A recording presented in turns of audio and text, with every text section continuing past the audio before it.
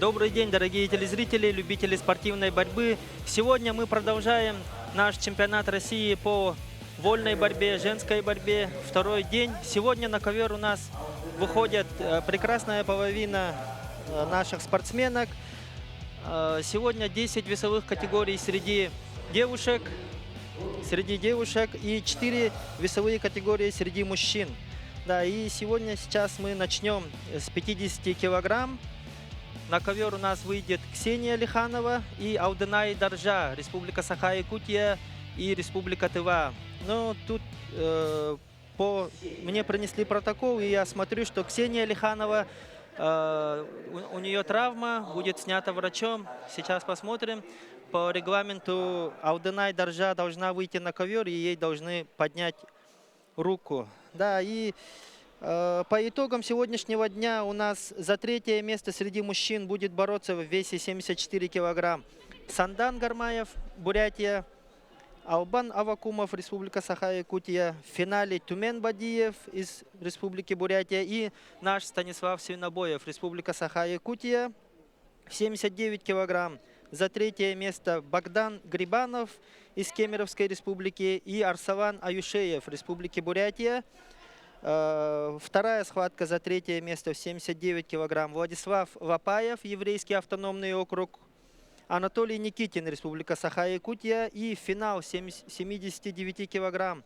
Это Антон Сучков из Красноярского края и Магомед Карданов, Республика Северная Осетия, Алания. И вот вы видите, на ковре Б начинают девушки, 50 килограмм. Ксения Лиханова и Алдынай Даржа.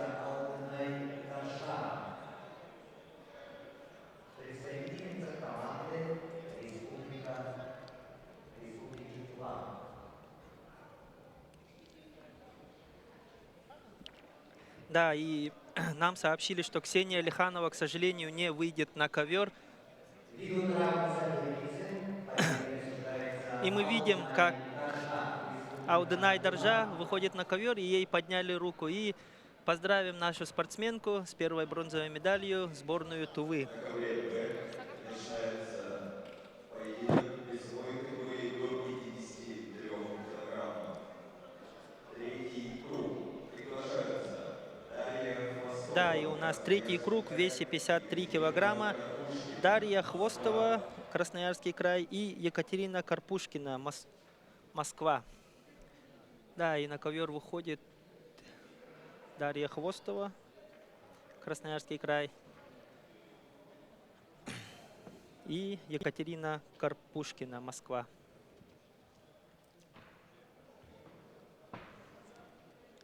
Да, и очень интересно наблюдать за нашими девушками. Борьба, женская борьба в нашей республике развивается большими шагами, можно сказать, уже который год у нас проводятся соревнования. Недавно, 2 года назад включили в программу международного турнира нашего уважаемого земляка Романа Михайловича Дмитриева женскую борьбу. И на чемпионате России среди студентов тоже мы видим включена женская борьба, и это очень радует, так как это тоже большой стимул для наших девушек, для наших спортсменок и для близлежащих регионов тоже. И давайте наблюдаем за борьбой. Третий круг, 53 килограмма. И Дарья Хвостова делает попытку прохода в боковую, но Карпушкина у нее защищается, и стойко продолжается борьба.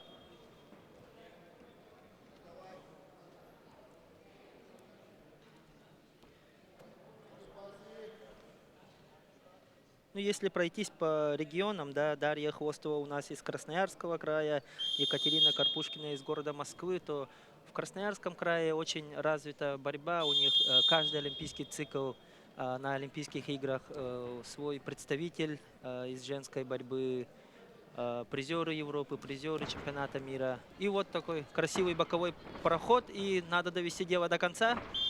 И выход за ковер, и 2 балла дается Дарье Хвостовой. Счет 2-0. Еще бороться и бороться. 4 минуты и 45 секунд остается до конца схватки.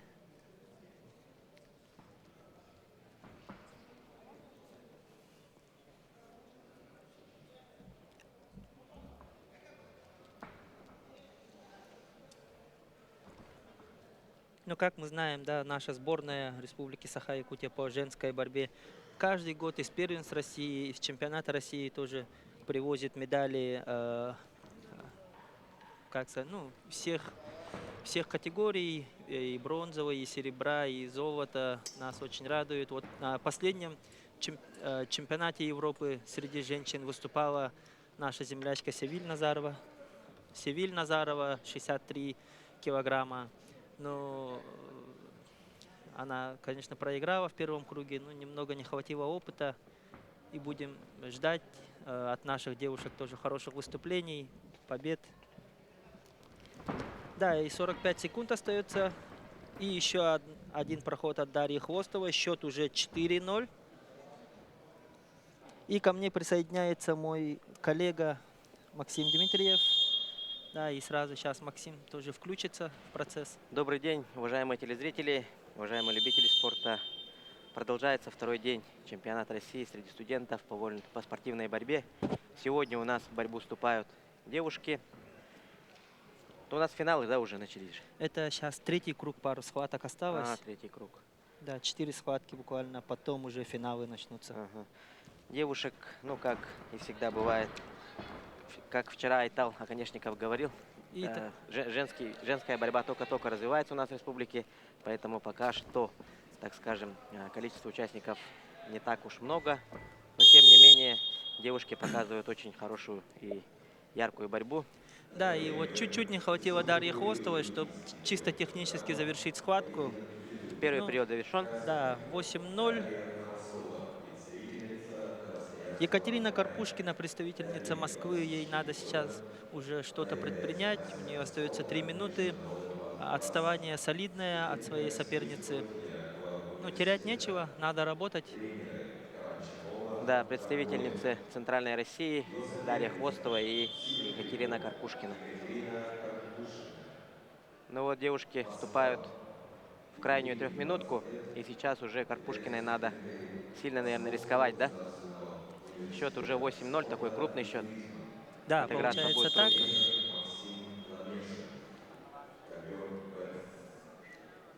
Ну, Ну, Дарья Хвостова уверенно, по-моему, да, себя ведет.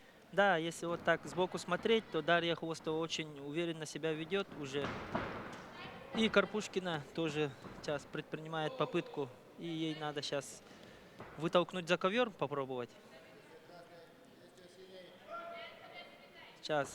Дарья Хвостова очень хорошо защитилась и забегает вперед, получает 2 балла. И победу одерживает Дарья Хвостова со счетом 10-0, чисто технически. Досрочная Да. победа. И поздравим представительницу Красноярского края с очередной победой.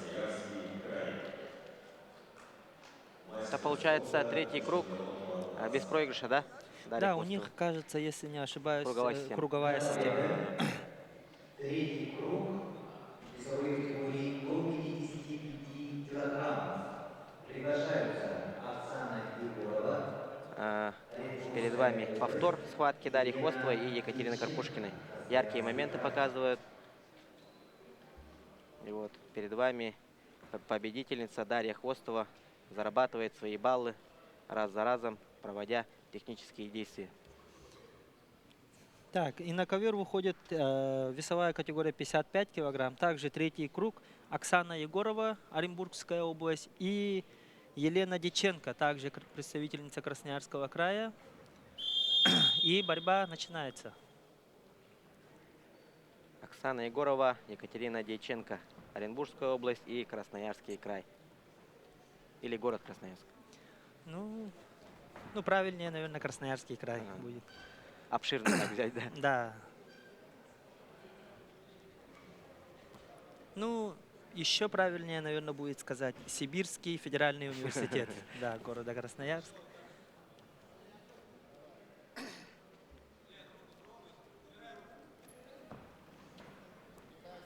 Тут, по-моему, я где-то заметил, что есть в сегодняшнем дне в схватках представитель Республики Дагестан, да? Исраил Магомаев, по-моему. Да, Исрапил Магомаев, Исрапил Магомаев. весе 74 Он килограмма. один приехал или их несколько? Ну, Пару, пару человек, да, по-моему, да? пару человек, но тут в протоколе мы видим, что Исрапил Магомаев не явка. Ну, мы увидим сейчас, как будет по факту. Тут взвешивание один раз же, да, делается с утра? Взвешивание, да, у нас один раз А делается с вот утра. в больших стартах, допустим, если взять пример, чемпионат России взрослый, предолимпийский, вот, да, в мае прошел, там взвешивание как было? До финала же тоже, да? Да, до финала один раз. Вот утром взвешиваетесь, Мгм. предварительные схватки. Потом, если ты выходишь в финальную часть, да, вот Мгм. учащительные схватки за третье, финал, то ты тоже взвешиваешься на следующий день утром. Так что тебе уже не надо все равно расслабляться, если ты даже проиграл в первом круге. Не надо расслабляться, и тебе нужно будет уже скорректировать вес на завтрашний день. Тут же в таких весах допуска нету, да? Допустим, если ты 57 борешься, то вес должен быть 57 Да, на килограмм. официальных соревнованиях, вот чемпионатах, первенствах России, то провеса нет. Чистый Ага. вес 57 килограмм. А вот на международных стартах, да, вот международные турниры Дмитрия Петровича Коркина, Ивана Сергеевича Ригина, то там провес 2 килограмма. Например, А, 57, то ты можешь весить 59 килограмм. м, Да, и Оксана Егорова забегает назад и уже делает счет 3:0, наверное, 3-0, да, получается. Да, да? и вот Опа! делает прием, как говорится, Мария Ивановна называется это Оу, в борцовских кругах. И вот видите, опасное положение держит это, Оксана по-моему, Егорова. туше, да, уже, да. И да, Досрочная победа Елены Дьяченко. А, нет, Оксана Егорова, Оксаны Егоровой. Оренбургская область. Оренбургская область. Чистую победу на душе одержала Оксана Егорова. Чисто техническая победа на туше. Да, и поздравим Оренбургскую область с проходом в следующий круг, Оксану Егорову. И у нас этот же вес, 55 килограмм, тоже третий круг.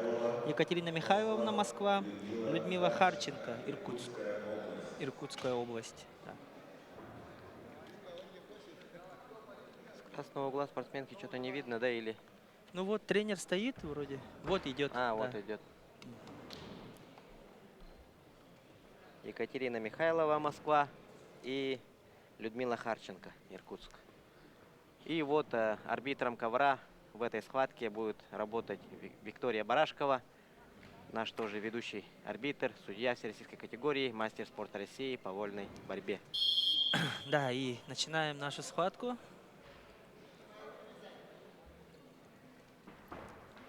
И сразу Евгения Михайлова берет инициативу в свои руки и сразу же атакует. Видите, какой проход. И сразу отключает спину. И берет на скрестный захват.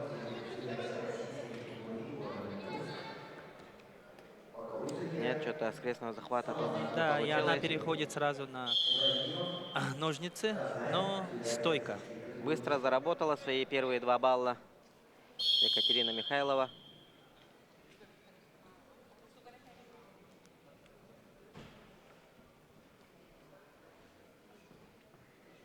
У нас тренером, главным тренером среди женщин Ким Колодезников же Да. является, да? А тут у нас в составе среди девушек с Республики Саха-Якутия, Ну, к сожалению, тут, вот по-моему, да. в 50 килограмм должна была выйти Ксения Лиханова, да. но она травмированная. Ну и пока нету. Мгм. Ну, будем ждать через пару схваток, Да, и да, даже сказать, через 4 схватки уже начнут борьбу, да, финальные схватки среди мужчин. А тут сегодня, да, как-то иначе будет проводиться турнир, ну, чемпионат. Сначала за третье, потом финал. да. Ну, уже ранее, кажется, провели утешительные схватки. Получается. И тут Евгения Екатерина Михайлова все-таки взяла скрестный захват. Да, 6-0 счет. в опасном да, положении. держит О, еще 2 балла. 8-0. И у нее еще есть время. И еще 2 балла. И 10-0. Все. Ну, поздравляем Екатерину Михайлову с города Москвы с победой.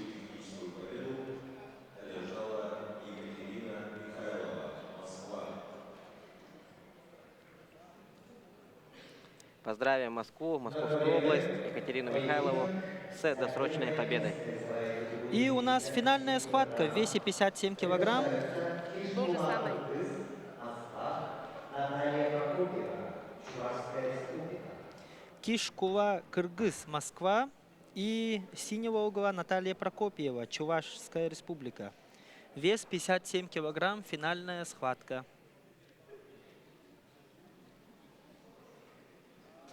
Кишкула, Кыргыз. Ну, по-моему, да, представитель, уроженка, так скажем, Тувинской республики. Да. Вот видим. Кишкула, Кыргыз. И Сейчас, наверное, учится в Москве в университете. И да, выходит на ковер.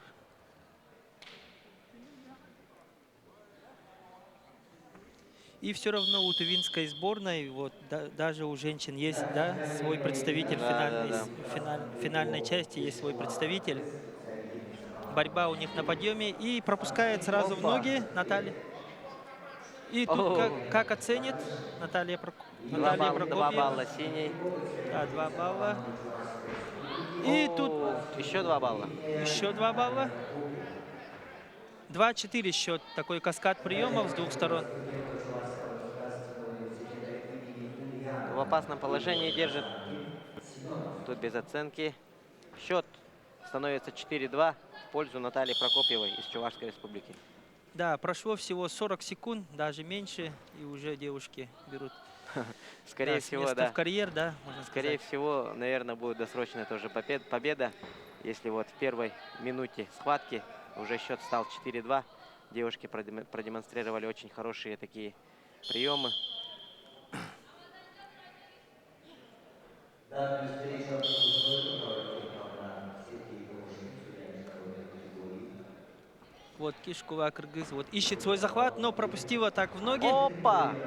И тут пока без оценки. И Наталье Прокопьевой нужно брать свои баллы. Вот 2 балла. Счет уже 6-2 у нас.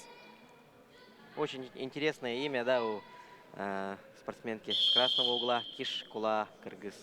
Кыргыз тоже, да, тюркское такое слово, Да, конечно. которое у нас тоже используется. Кыргыз значит, ну, как бы... Ну, как бы борись, да, Да. можно сказать. До конца борись. Борись, бейся. Дерись, да. И мы видим, вот, Кишкула Кыргыз оправдывает Опа. свое имя, тоже борется до конца. Но сейчас пропустила в ноги. Ну, тут Наталье Прокопьевой надо взять максимум. Опа, 4, наверное, балла дадут. Да, 4 балла спортсменке с синим трико. И Наталье Прокопьевой. счет уже 2-10. Ну, тут один переворот надо было сделать, чтобы одержать досрочную победу. Кишкула Кыргыз и Наталья Прокопьева. Это, по-моему, да. А, финал же. Да, 57 Да. килограмм финал.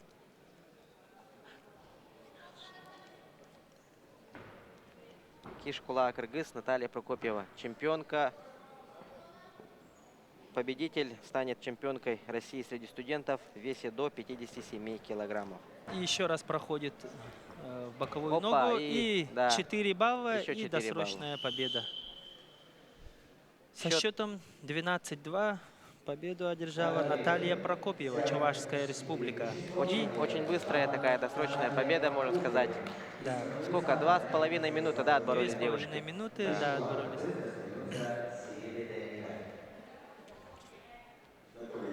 Ну, еще раз поздравим Наталью Прокопьеву. И у нас следующая весовая категория 59 килограмм. Тоже третий круг. Дарья Герасимова и Чайгана Тумат. Вот у сборной ТВ тренер у тренера такая интересная, да? Олимпийка, Тыван Стейт Университи. Штат ТВ, ТВ, да, можно сказать. Да, очень так оригинально подошли, Да. да, к оформлению сборной. Ну вот, Чайганат Тумат из Тувинской республики. Мы вчера помним, в весе 65 килограмм у нас был спортсмен тоже в финальной части Тумат, да? Да, Тоже Тумат. показал яркую борьбу. Стал серебряным призером в весе до 60, да? Да, 65 65 килограммов. килограмм. Тогда, скажем, Чаян Монгуш продемонстрировал очень такой взрослую борьбу, проигрывая в счете, получив травму, Да, очень солидно, Да. можно сказать, еще проигрывал. показал свой характер и вытащил схватку, можно сказать. Буквально оставалось 8-9 секунд. Да, и включаемся в нашу схватку. 59 килограмм. Да. Дарья Герасимова и Чайганат Умат. Дарья Герасимова представляет Смоленскую область, Чайганат Умат представляет Республику Тыва.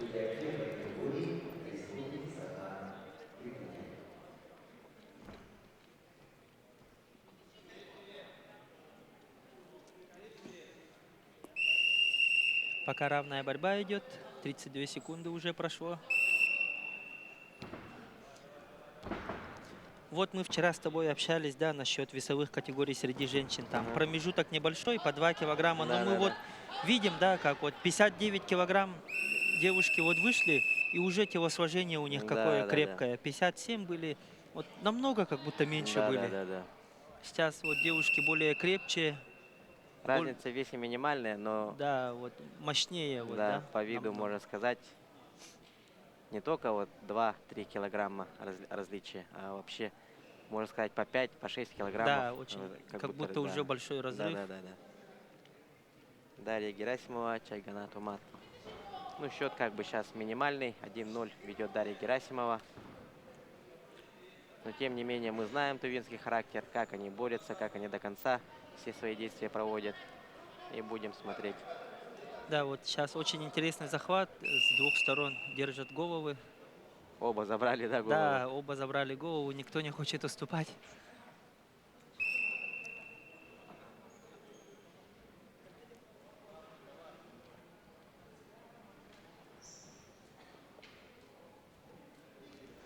Да, 1,5 минуты прошло, осталось бороться вот в первом периоде 1,5 минуты еще.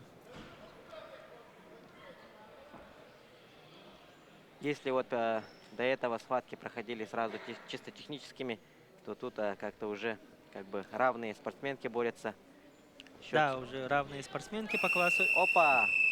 И тут оценка Дарьи Герасимовой. Дарьи Герасимовой. Оценка заступила за ковер Чайганат Умат.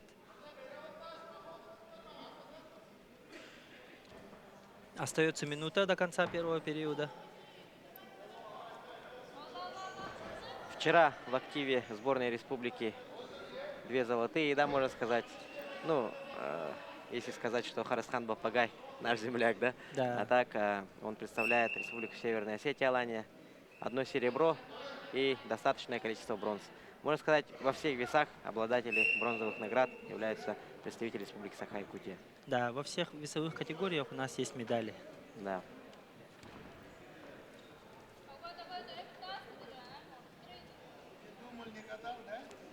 Да, остается 30 секунд. Вот Чайганат Умат все время напрягает свою соперницу, вот вешается за голову, ищет борьбу.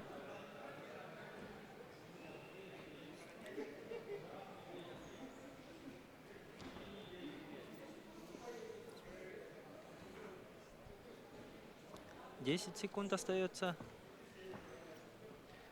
Да, девушки очень так аккуратно подошли к борьбе. Никто никаких таких активных действий пока не предпринимает. Да, и перерыв у нас.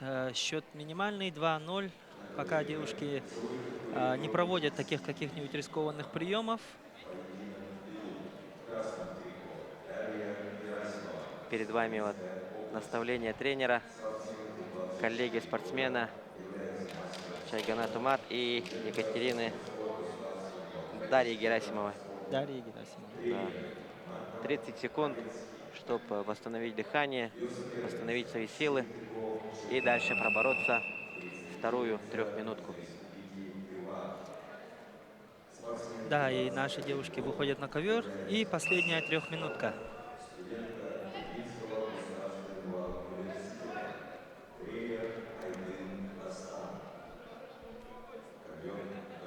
Ну тут Чайгане надо какие-то действия сделать. Да, ну думаю, сейчас включится Чайгана. Еще у нее есть время.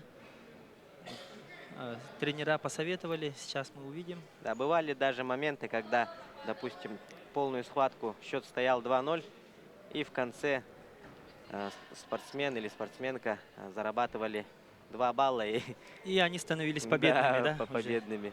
Такое тоже бывает. Это борьба. Не надо расслабляться вообще целую схватку. Целых 6 минут Да. надо быть в тонусе. Ну, если вот так подумать, 6 минут это очень короткое такое время, да? А так, когда вот уже выходишь на ковер, наверное, уже 6 минут это кажется очень долгими. Да, вот 6 минут, ну для спортсменов бывает такое, что если спортсмен, он очень готов, тренирован, то для некоторых 6 минут это очень мало. А для того, у кого... Объема, да, нет? Да, объема нету, подготовка чуть слабая, то для него 6 минут это целая вечность. Сразу вот первую минутку, когда завязка, спортсмен устает и сразу время у него идет как вечность уже. И вот как ты вчера хорошо отметил, если ты выигрываешь, да, Да, время очень медленное, а если ты проигрываешь, то очень быстрое. да, это стопроцентный факт. Время 1,5 минуты осталось. Да, Счет уже 4-0. Да, 4-0, но все равно вот атмосфера накаляется, так как время у нас уже 1,5 минуты остается. Чайгане надо было забегать, но там Дарья Герасимова очень хорошо захват взяла и не отпустила. Да, вот Чайгана вот ищет свой захват, хочет, кажется, провести 4-бальный бросок. Да, ну тут уже 4 балла, это не так уж и легко будет заработать 4 балла вот так. Надо забегать Чайгане. Вот она сейчас вот, хочет забегать и отключить ногу, но что-то чуть-чуть не получается у нее. 3-я или 4-я попытка уже. Меньше минуты остается. Да, и тут уже Сейчас начнется, да? да, проверка на стойкость Дарьи Герасимовой и проверка на характер Чайганы Тумат. Сейчас увидим. Ищет вот за подмышки захват.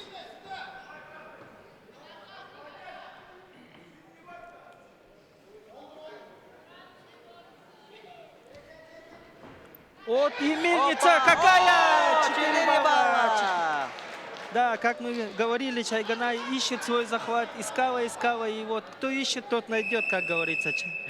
4-4, да. Амплитудный хороший бросок исполнила Чайгана Тумат. Счет буквально за 25 секунд становится 4-4. Да, осталось 25 секунд, да, и наступает вечность для Чайганы Тумат. 18 секунд остается. И по качеству, и по последнему заработанному Чайгана Тумат ведет схватку 4-4. Да, 9 секунд остается. Тут уже Дарье Герасимовой трудно, наверное, будет. 3-2.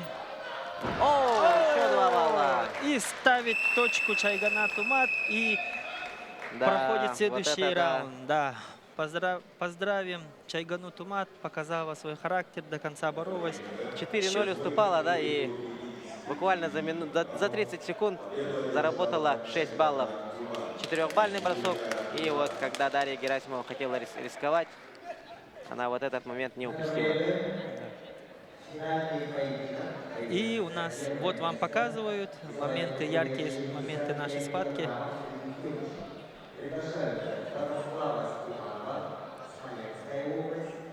О, тут уже, да, весовая категория. 65 Да, килограмм. значительно уже больше, чем 59. 65 килограмм. Да. 65 килограмм. Финальная схватка. Златослава Степанова, Смоленская область, и Лидия Соловьева, Санкт-Петербург. Ну, у нас уже у девушек регионы побогаче, да, чем у мужчин вчера. Тут и Смоленск, и Санкт-Петербург, и Оренбургская область. Красноярск, Тыва, Москва, Да, Татарстан. Санкт-Петербург еще, да. Да. Такая география у Да, нас да, да, да. буквально расширилась.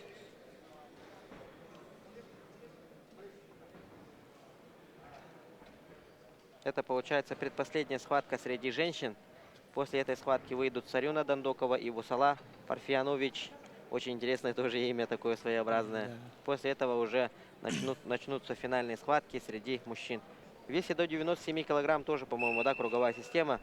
Там борцов 4, и они между собой будут распределять комплект награды. Да. Вот эти девушки тоже аккуратно подошли к схватке. По-моему, идет все еще разведка, да? Первая Да, минута. уже целая минута прошла, и таких активных действий мы не наблюдаем. Сейчас, наверное, судья будет, да, пассив давать, Да, наверное. судья уже сейчас будет, вот видите, ну, борца в синем трико, да? 30 секунд. Activity time называется же, да? Да, это Activity Time называется. Ну да, вот объясним, да, для наших телезрителей, что Activity Time — это момент, когда вот борцы не делают таких лишних, не делают активных действий, то судья выбирает борца, который менее активен, и дает ему предупреждение 30 секунд. И за эти 30 секунд, если он не сделает активных действий, то сопернику, а здесь сопернице присуждается балл. Мгм. Вот видите, балл борцу в красном трико. Ну, я вот не знаю, как сказать девушку, там, как Бо- борцуха, да, Борцовки, борцухи. борчиха, можно, да, Да. наверное. Ну, тут слово такое, это, так скажем, Спортсменка, да, да, вот спортсменка. более так красивее звучит, спортсменка Но, Златослава тем не Степанова. менее, без половых признаков, допустим, ну, не без, а вне зависимости, все-таки они борцы. Да, борец, Все равно, борцы, да. да. Так будет тоже правильнее. Женского рода в этой профессии нет, так скажем. Борцы, девушки. Между прочим, да, вот и стоит отметить, что женская борьба в республике очень тоже начинает набирать обороты. У нас тоже очень хороший состав выступает всегда. Севиль Назарова. И вот недавно на чемпионате России тоже наши девушки хорошо так отборолись. Да, Лилиана Рожина Да, вот Лилиана Рожина. хорошо отборолась. Она, по-моему, на России тоже призовое место занимала же, да, Лилиана Да, в Рожина? прошлогодней Бронза. да, бронза у нее была в Каспийске на чемпионате России взрослом. А Севиль Назарова в этом году выступила на чемпионате Европы вообще среди женщин. Ну, ее так экстренно вызвали на коротком уведомлении, как UFC говорят, 63 килограмма, вот не в своей весовой категории. Она на 59, да? борется? Да, она 59, и ее вызвали на 63 килограмма отбороться. Ну да, наша Севиль тоже молодец, она не упустила такую возможность побороться на таком большом форуме от сборной России. Тоже шанс, как говорится. Да, очень большой опыт, наверное, заработала в международном старте. Да, и у нас перерыв. Счет 4-0. Златослава Степанова из Смоленской области ведет схватку. В синем угле Лидия Соловьева, Санкт-Петербург. У нас на экранах сейчас Златослава Степанова отдыхает.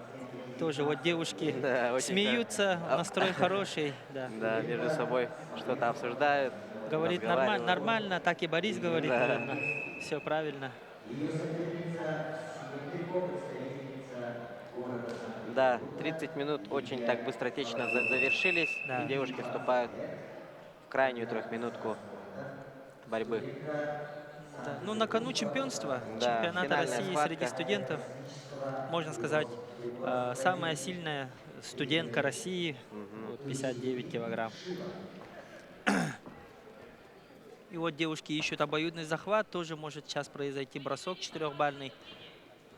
Ну тут, если визуально смотреть, то у девушек как будто разница в весе совсем иная, да? У Златославы Степановой за счет роста, наверное, у нее вес такой большой, 65 килограммов. Да.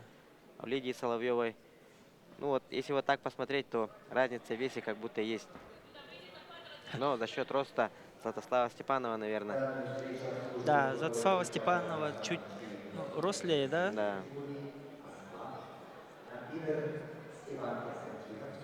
Есть же такая шутка. А ты почему так много весишь, говорит? А тут отвечает, у меня кости широкие. Да? Да, типа Вот такого. можно так сказать. Да, вот как говорил тоже наш известный борец Магомед Курбаналиев из Дагестана, когда он перешел на 74, почему ты перешел на 74? У тебя вес маленький, там, да, рост, да. Ну, он говорит, а у меня аппетит хороший, говорит. Да, Магомед Курбаналиев очень такой юморной борец, можно сказать. Да, чемпион России в весе Да, 74 килограмма. чемпион мира 70 килограммов уже. Да, Еще. и чемпион Европы Мгм. также. Все Очень, комплекты вот, очень больших такой, форумов. да, титулованный спортсмен. Но не хватило Олимпиады, да, можно сказать. Да. Опа! Срыв, да, наверное, тут, или как? Да, тут без оценки. Ага. Да, тут тоже вообще без оценки должно быть, потому что наши спортсменки находились в таком обоюдном положении и ну, как с колен выходили с ковра, и Мгм. получилось так, что без оценки здесь. Ну и остается минута и 15 секунд, счет так и не изменился, Златослава Степанова ведет со счетом 4-0. Айтал, ты, наверное, тут с утра, да, находишься. И Ну ви- так, я, да, моментами приходил, уходил тоже, так, смотрел, ага, схватки. Ага. Наших почетных гостей что-то, да, не видно тоже? Или они были с утра? Ну, я тоже, Не если видел, честно, да? не видел их. К сожалению, не увидели. Ну, Айтал, наверное, очень много раз их видел. Мне просто не доводилось воочию увидеть таких именитых спортсменов. Хотелось бы сегодня с вами, уважаемые телезрители, увидеть на президиуме наших уважаемых почетных гостей, но пока что их не видно. Ну, будем смотреть, возможно, они подойдут. Ну, если не подойдут, то ничего страшного. Да. И остается 25 секунд. Сейчас Лидии Соловьевой надо что-то вот, предпринимать. Бросок можно попробовать. Как видели мы вот, до этого схватки Чайгана Тумат, как за 10 секунд все. За 30 секунд все изменило, да? Да.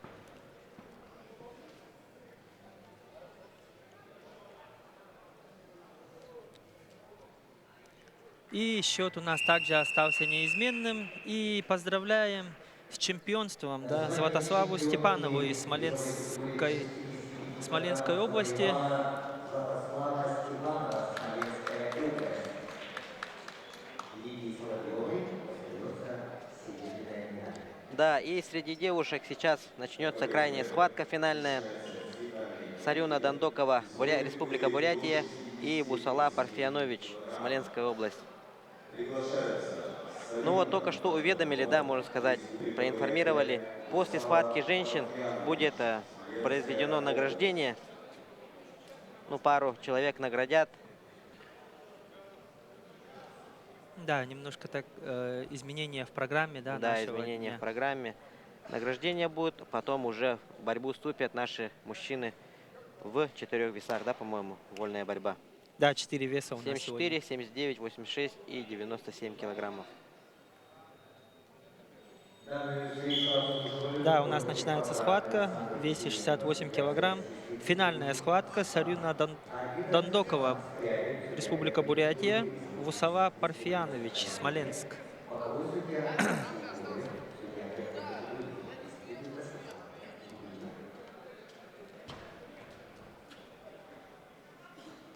Это какая весовая категория у нас? 68 килограмм. Да, 68 килограмм. Дандокова и Парфянович. Очень интересное имя у спортсменки. Как отчество мужчин, да, можно сказать? Да. Сарюна Дандокова. И мы видим, как Вусала вот спортсменки Парфянович. очень заряженные оба. Да, тоже. Как двигаются, как вот по взгляду вот Опа! сразу. Да, и Вусала Парфянович вот, очень классно перевела свою соперницу. И счет уже 3-0.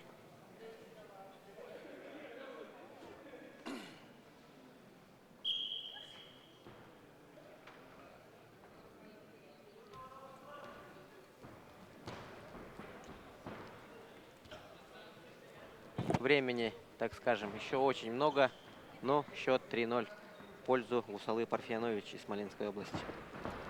Да, остается еще полпериода, полторы минуты. Тогда получается после этого... О, Константин Капрунов, оказывается, да, за третье борется. Да. Он кому проиграл? Он проиграл Тумен Бадиеву. О, Тумен из Бадиев Миллионер, да, можно сказать? Да, миллионер Тумен Бадиев. Миллионер Тумен Бадиев. Почему миллионер? Так, проинформируем вас тоже. Тут у нас в республике проводился всероссийский турнир, да, памяти Александра Крылова в спорткомплексе «Триумф». И тогда среди чемпионов разыгрывался 1 000 000 рублей. И обладателем вот этого миллиона стал наш гость с республики Бурятия Тумен Бадиев. И в шутку его называют миллионер Да. из Якутска, да. Когда первый турнир проводился, то тогда 1 000 000 выиграл Красноярск, да, Италия. Дмитрий Зайнетдинов. Да, Зайнетдинов. Да, и он тоже целый год был миллионером. Да. Его называли миллионером, а сейчас Тумен Бадиев до следующего турнира тоже. Да, да.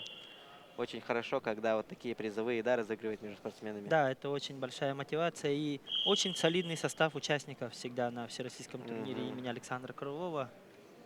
А вот интересно, сейчас после этой схватки Капрунова Константина на ковер, наверное, вызовут, да, тоже? Ну Или... да, сейчас посмотрим, как будет. А так, если вот так смотреть невооруженным взглядом, то очень хороший состав среди мужчин в финальных схватках. Каждая схватка такая очень красочная, наверное, будет. Ну, как говорится, будем смотреть. А сейчас, в данное время, до конца первой трехминутки остается 20 секунд. Бусала Парфянович ведет схватку со счетом 8-0. Ну вот здесь 2 балла заработать осталось спортсменке в синем трико.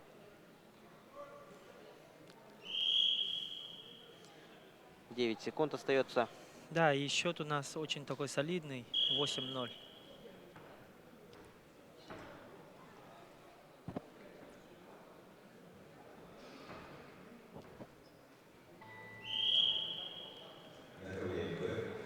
Ну вот, первый период завершен. Счет 8-0. Девушки уходят на 30-секундный отдых.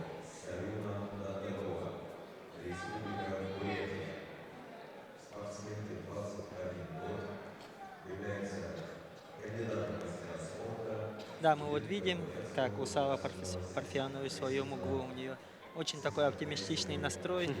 Улыбаются девушки, между собой разговаривают. Да. И вот наши друзья с Республики Бурятии, так скажем. Да, Сарина Дондукова. Ну, чуть-чуть, да, у нее настрой. Надо сейчас собраться, попробовать собраться и предпринять какие-то действия. Еще время есть, 3 минуты, сейчас Да, собраться. очень много времени остается все еще. Но, тем не менее, Усала Парфянович очень уверенно ведет схватку, уверенно себя ведет, защищается очень хорошо, грамотно. Да, у нее очень содержательная борьба. Мы вот видим, как она грамотно отключает руку, вот голову и руку, и сейчас будет... Наверное, забегать будет. Да, думаю, будет забегать. Нет. Да, она... Сарена очень так крепко 2 руками одну руку ее захватила.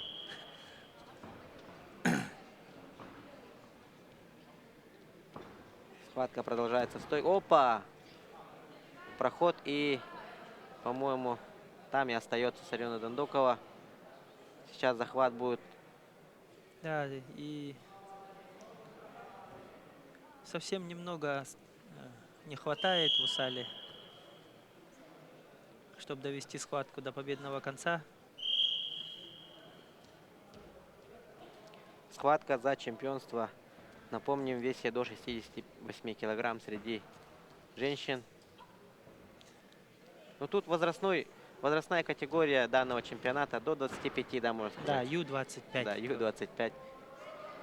И зарабатывает свои победные 2 балла. И досрочная победа. 10-0. И поздравляем Вусалу Парфянович из Смоленской области с победой в чемпионстве в весе 68 килограмм.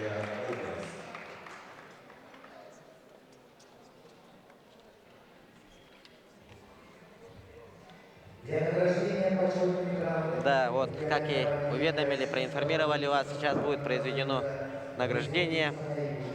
Приглашается руководитель Центра физического воспитания и развития студенческого спорта Северо-Восточного федерального университета Александр Викторович Черкашин.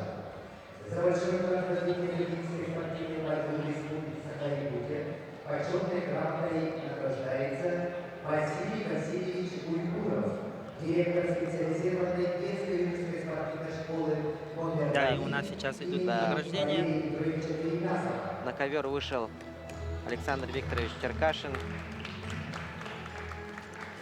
Да, и наградил вот Василия Васильевича Уйгурова, директора ДЮСШ-3, за большой вклад в развитие детского спорта и спорта в республике в целом.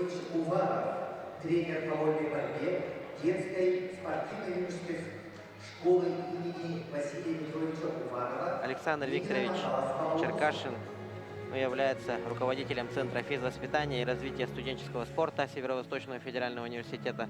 Тоже такой значительный вклад в развитие спорта среди студентов проводит не только в республике, а в целом в России. Очень много командировок прошел и в Москве, и в Санкт-Петербурге, проходил повышение квалификации. И вот сейчас развивает спорт, студенческий спорт в нашей республике. Вот перед вами награду получил тренер ДЮСШ имени Мегена Кангалас-Камулусе. Напомним, личный тренер нашего Станислава Свинобоева Василий Петрович Уваров.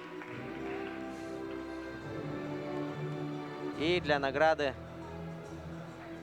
пригласили Ивана Ивановича Барашкова, преподавателя колледжа технологии и управления Арктического агротехнологического университета АГАТУ.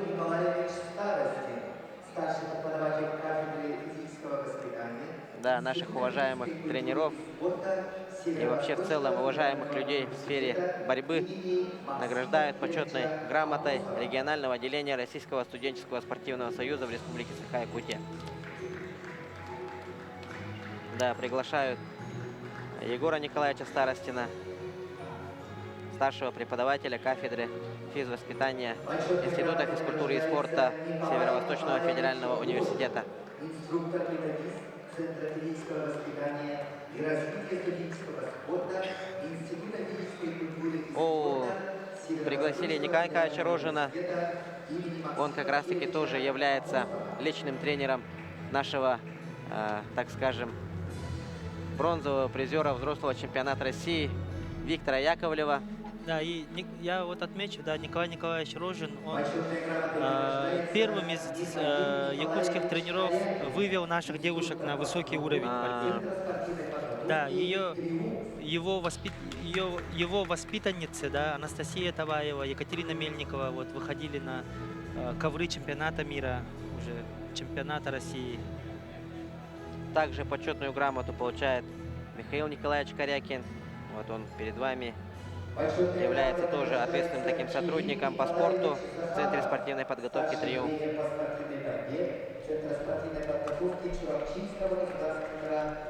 Да, и пригласили крайнего награждаемого.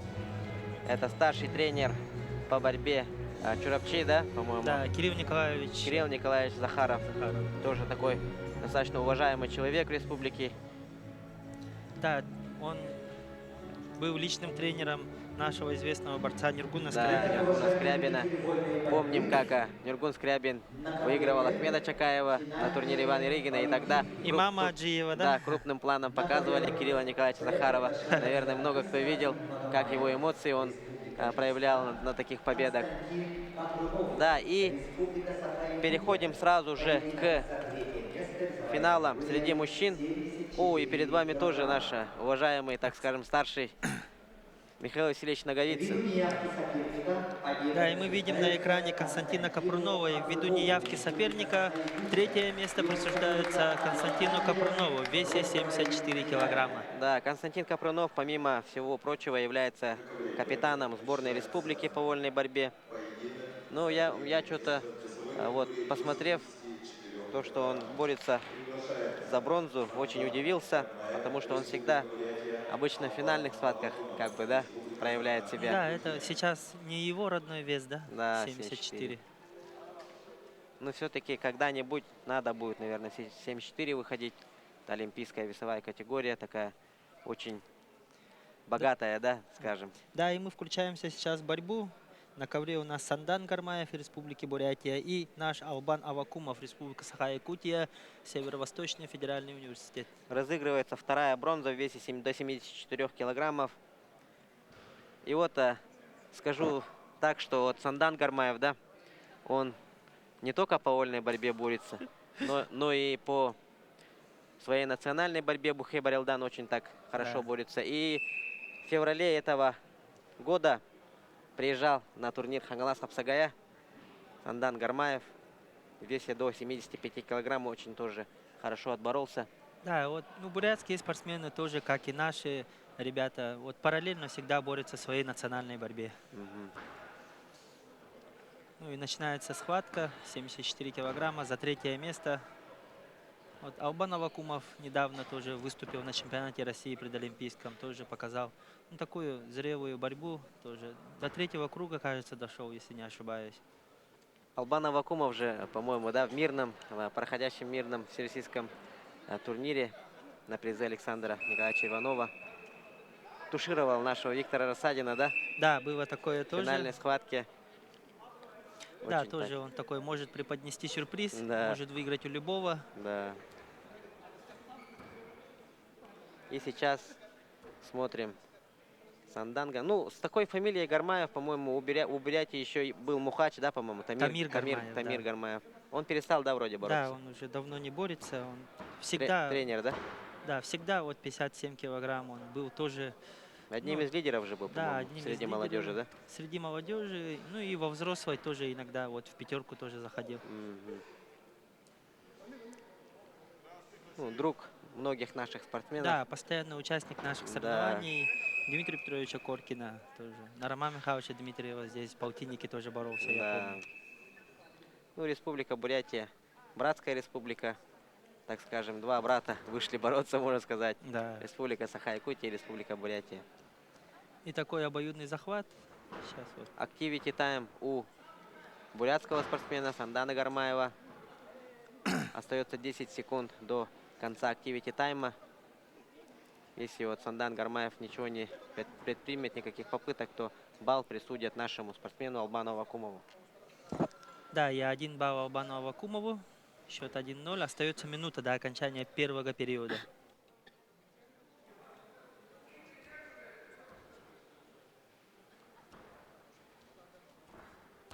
Очень такой крепкий захват взял, да, видим. Да, с двух сторон такая крепкая борьба идет. Очень вязкая, равная борьба.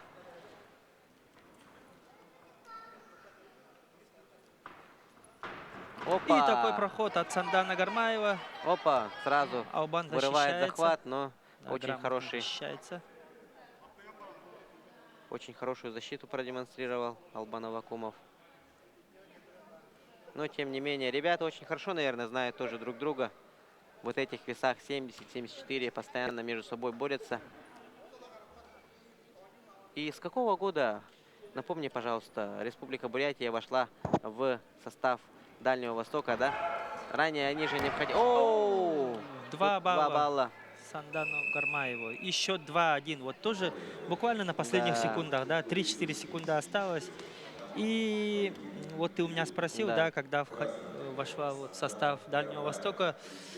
Я точно не скажу, но года 3 точно Да, уже. относительно недавно, да, можно Да, сказать. с 2021 или с 2020 года. И, скажем, на Дальнем Востоке уже конкуренция, да, больше стала. Да, сразу же. Если ранее наши спортсмены всегда... Да, у нас была гегемония Да, в Дальнем гегемония. Востоке, то сейчас вот с прибытием, да, вхождением в состав Дальнего Востока Республики Бурятия, то уже конкуренция в разы увеличилась.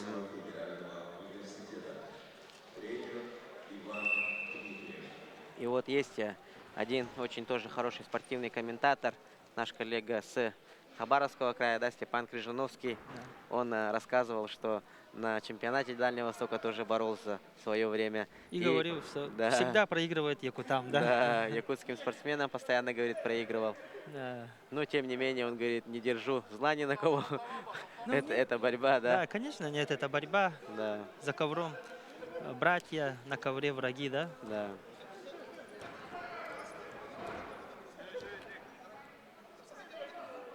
Ну, счет 2-1 в пользу Сандана Гармаева.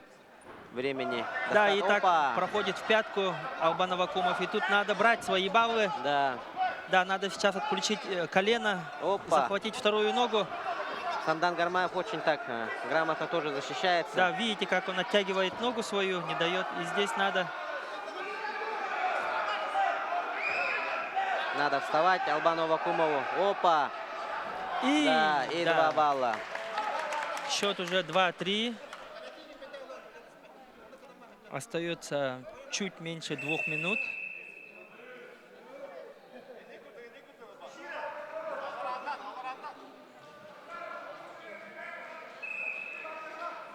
Счет 3-2. Времени остается минута 43 секунды. Да, Опа, и и еще еще один проход. такой же проход от Албана. Да, сейчас надо встать и брать тоже свои 2 балла уверенно.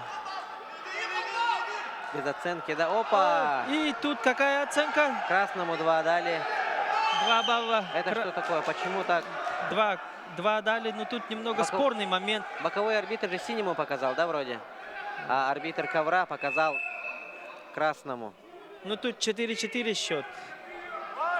По качеству выигрывает пока Сандан Гармаев.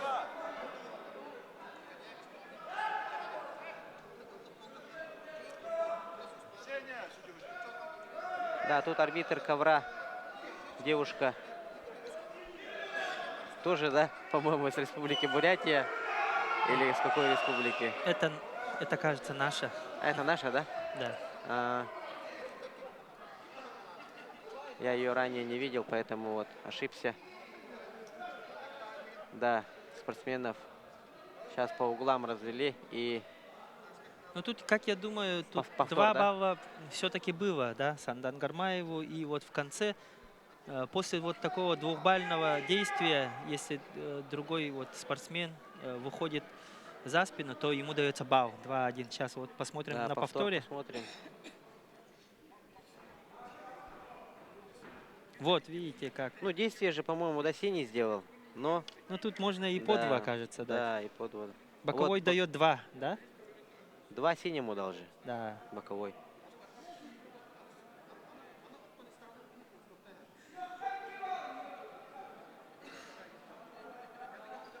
Да, сейчас судьи у нас разбираются. Пока что на табло стоит счет 3-2 в пользу Албана Вакумова.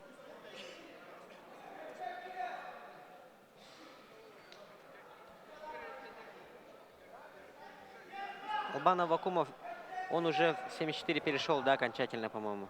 Или в 70 тоже борется? Он на России боролся 70 килограмм. Балл синему и 2 красному, говорят, да? Да. Тогда, получается, счет 4-4 остается.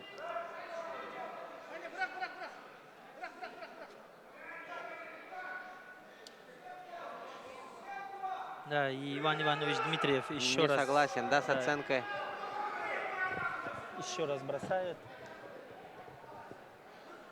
Ну, тут у нас счет на табло 7-2 стало. Я что-то тоже не понял, почему так.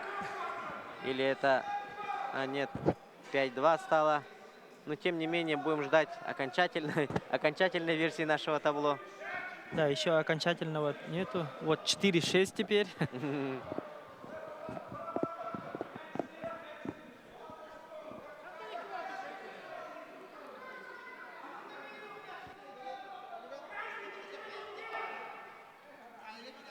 Все-таки 4-6, да? Да. 4-6. Это тогда как они оценку сделали? Ну тут получается... По 2, да? Да, по 2. И балл. И в конце еще балл. Да. Ну, остается минута. Счет 4-6. Впереди Албан Вакумов.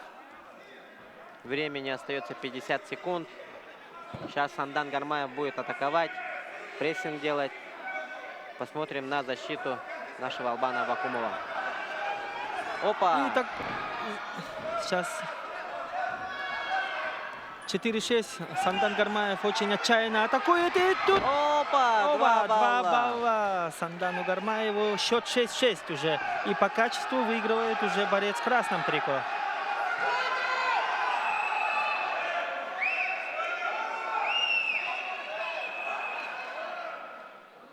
Но тут еще есть время. Албану нужно собраться.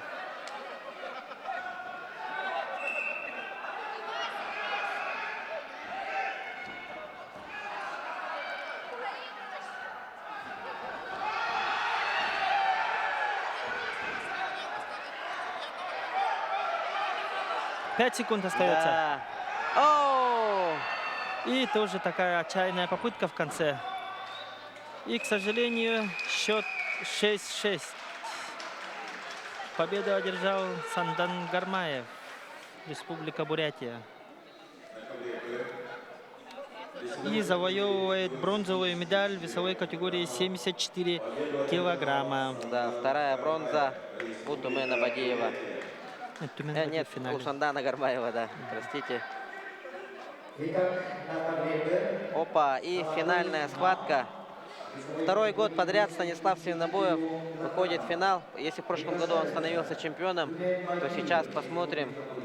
С красного угла вышел бурятский якутский миллионер Тумен Бадиев, который выиграл нашего Константина Капранова. И наш Станислав Свинобоев, двукратный чемпион России среди молодежи, бронзовый призер чемпионата мира, да? Да, бронзовый Первенство призер. мира среди молодежи. Да, и прошлогодний чемпион России. И вот он сегодня тоже в этом году вышел в финал. И болеем за нашего Станислава Свинобоева. Вот он прошел вот сейчас прям рядом с нашим столом. И мы видим, как настрой хороший и заряжен. Да, надежда, очень такая громкая надежда Мигена Кангаласского, Улуса, можно сказать. Да. Всей республики. Да. Станислав Свинобоев. Но и Тумен Бадиев, Бадиев. как мы уже знаем, якутская земля к нему благосклонна, да, Да. тоже удача на его стороне тоже иногда бывает. Сейчас посмотрим. Очень интересная схватка нас ждет.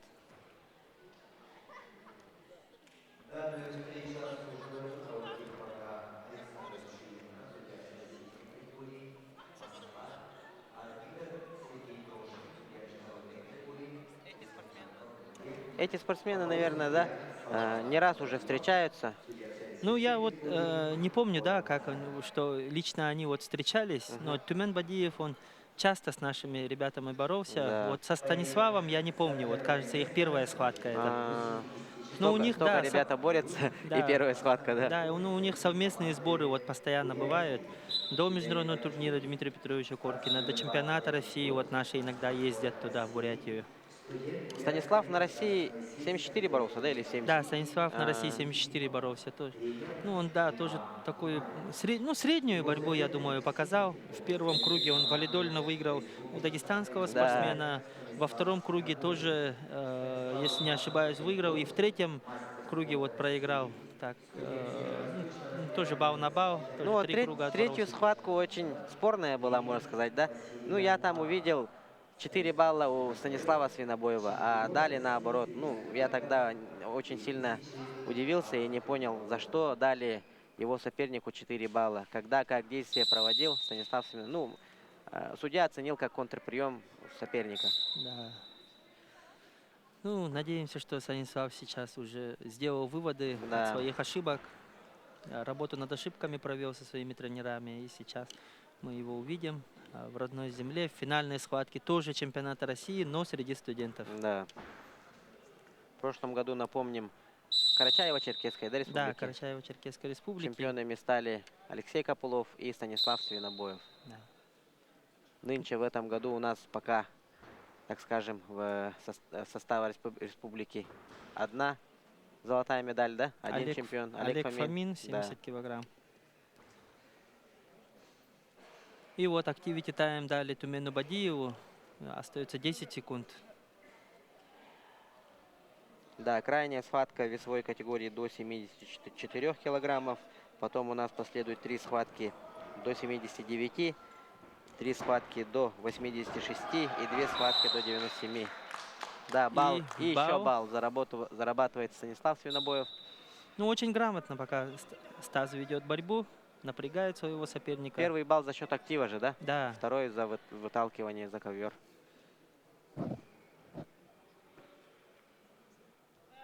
Счет минимальный, 2-0. Очень скользкий такой счет. Мы видели вот среди девушек, да? Да, как буквально за 20-30 секунд менялся картина, да, Да. ход схватки. Тувинская спортсменка. Тувинские спортсмены вообще очень хорошо свой характер показывают на ковре.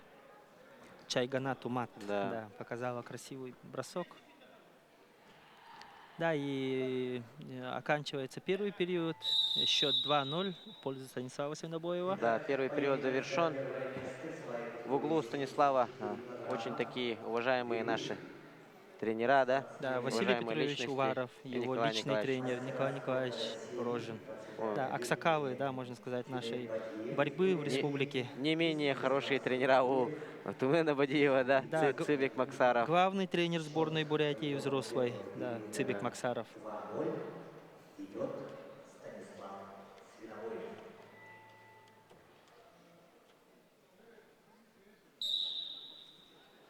И начинается второй период схватки за золото чемпионата России среди студентов в памяти нашего национального лидера, президента республики Михаила Ефимовича Николаева. Ну, тут надо брать, наверное, да, золото, чтобы в копилку республики принести еще одну такую медаль высшей пробы. Да. И стоит отметить, что золотая медаль в средней весовой категории, да, 70 килограмм. И вот сейчас тоже есть шансы получить 74 килограмма. Очень престижный такой вес тоже Да. во всем мире.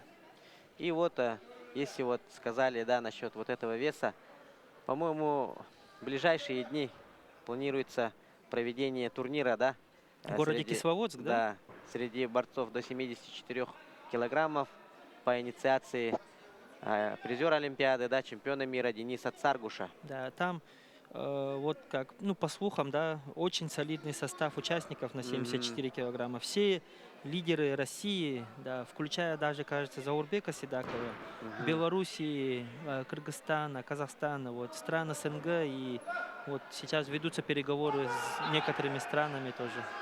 Ну, очень солидный турнир, Да. 74 килограмма. И остается полторы минуты до окончания периода. И Станислав Свинобоев сейчас тоже активно ведет борьбу.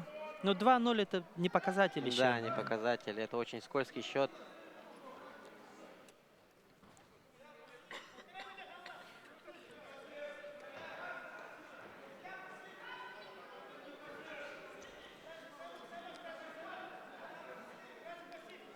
Да, ну Станиславу сейчас я бы посоветовал не уходить, да, в глухую защиту. Да, Это да, да. может сыграть роковую ошибку. Надо бы еще баллы позаработать, да? Да, еще надо поработать. Минута остается до окончания схватки. До конца поединка остается меньше минуты. Да, 50 секунд остается до конца схватки. Очень напряженная такая схватка. На кону чемпионства среди студентов на России. Опа! И вот Станислав как грамотно нашел брешь в обороне, да, увидел, как расслабился Тумен Бадиев и вытолкнул за ковер вот с бокового его прохода. Счет 3-0. Ну, сейчас уже чуть так посолиднее, потому что Тумен Бадиев, если возьмет, то уже 2 балла, будет 2-3, или если только бросок. И вот когда на чемпионате России тоже смотрел, да, схватки Станислава Свинобоева, мне казалось, что он маленький для этого веса. Ну, да, есть такое, немного есть. Визуально, да? Да, визуально есть. Но вес у него норма же постоянно, да, 74. Да, 74, Опа! он, да, вес у него нормальный. О, Остается 2 балла. 10 секунд. Тут надо уже стоять, терпеть. Да, остается 4 секунды. Да. Счет 2-3. Нет, по-моему, все-таки вот эти спортсмены встречались. Как будто я где-то помню, да, вот и как будто их схватку. 2 секунды. И поздравляем Станислава Свинобоева с победой во второй подряд чемпионате России среди студентов 74 килограмма. Да, поздравим нашу республику. Он студент ЦУФУ, да, вроде? Да, он студент Северо-Восточного федерального университета. Да, и благодарит своих болельщиков. Двукратный чемпион России среди студентов, двукратный чемпион России среди молодежи. Да, Да, наш очень сильно уже звучит. Да, наш двукратный Станислав Свинобоев. Ну, счет как бы минимальный, да, но тем не менее Стас все контролировал. Да, счет есть счет, результат результатом. Да. Да, и мы переходим 75 килограмм за третье место тоже. На ковер у нас выходят Богдан Грибанов, Кемерово, и Арсалан Аюшеев, также Республика Бурятия. Да, вес 70 до 79 килограммов. Наши уважаемые гости, спортсмены из Кемеровской области и из Республики Бурятия.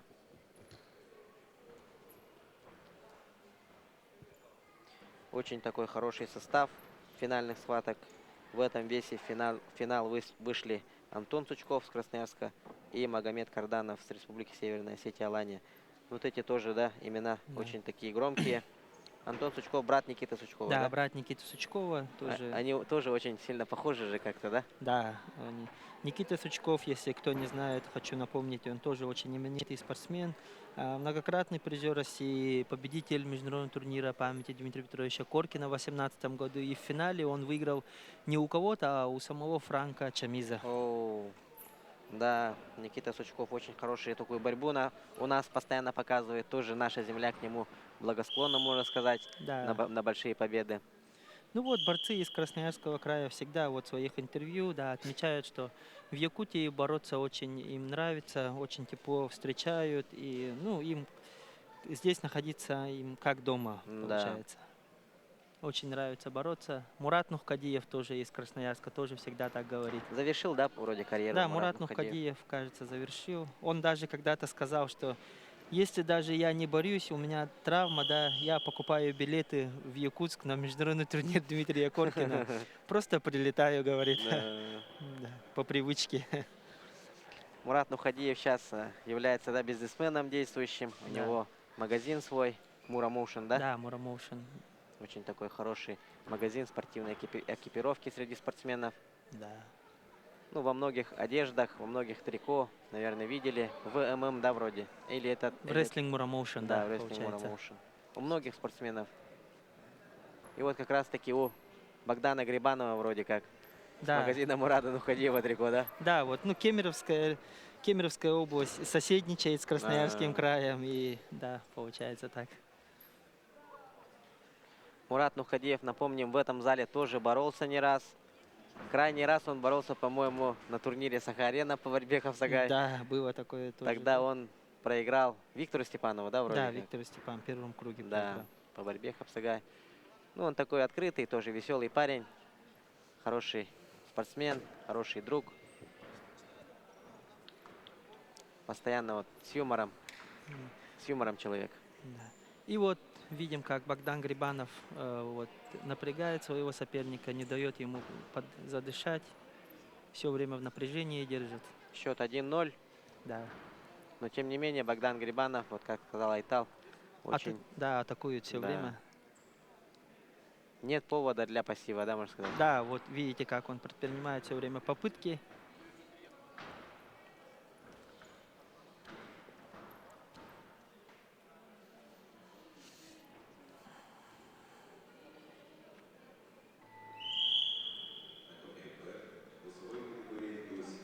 Да, и подходит к концу наш первый период. Счет 1-0 в пользу Богдана Грибанова из Кемеровской области.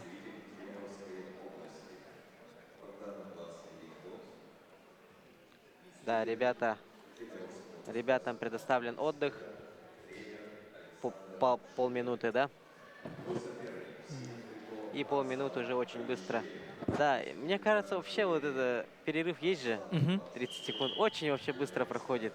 Даже вот для зрителя, если это очень быстро, то для спортсмена это вообще, наверное, как 5 секунд, наверное, Ну проходит. да, ну вот эти 30 секунд уже очень давно в правилах есть, неизменно остается вот только это 30 секунд. И спортсмены уже так привыкли, и весь тренировочный процесс, все соревнования подточены под это, и все спортсмены привыкли уже. Даже когда вот тренируемся, да, вот, например, схватки, там борьба, возня 6 минут по 6 периодов, то мы там тоже отдыхаем по 30 секунд. И уже как-то привыкли. Вот тоже видим, как Богдан Грибанов не сбавляет свои обороты, все время атакует, и видите, проход, но не доводит до конца пока.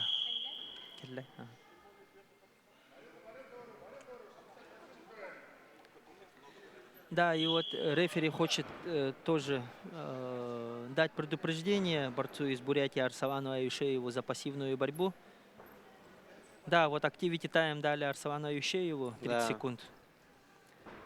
И вот мы видим, как Богдан Грибанов все время атакует, ни шагу назад. У него, кажется, девиз по жизни, да? Вот очень интересно. Activity time за схватку как вообще дается? Или по одной activity в каждом периоде можно давать? Или как? Да, ну, в каждом периоде каждому спортсмену могут дать. И, ну, за всю схватку, кажется, на спортсмена 2 раза могут. А,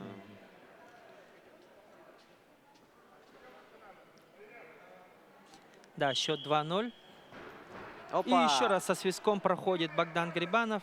И тут уже Арсалану Юшееву нужно уже обратный поезд работать, сделать, попробовать обратку. Еще И не 2 получ- балла дали, да? Да, счет уже 5-0.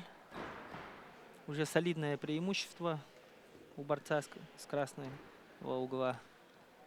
И сразу захватывает руку, видим. О, опасный захват вроде, да? Судья. Да, 2 балла еще Богдану Грибанову. И счет становится 7-0. Еще 2 2 балла. балла. 9-0.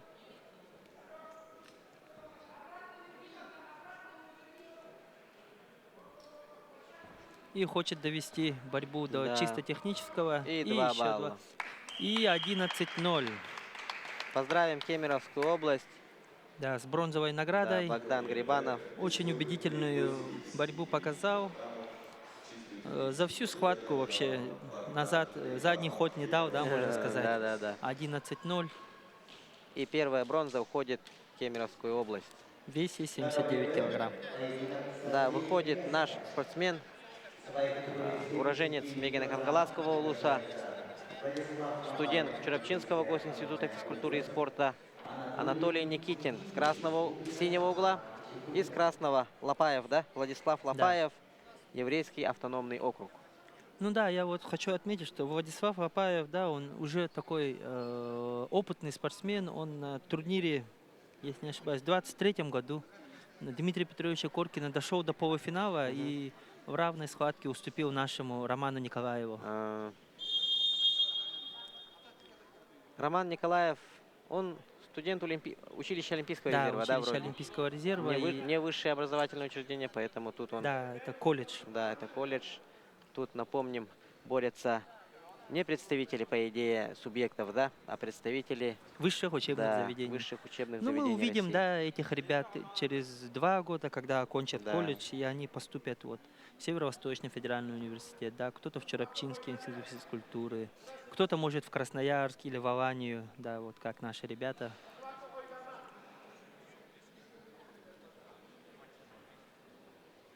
Да, Анатолий Никитин тоже такой стабильный борец.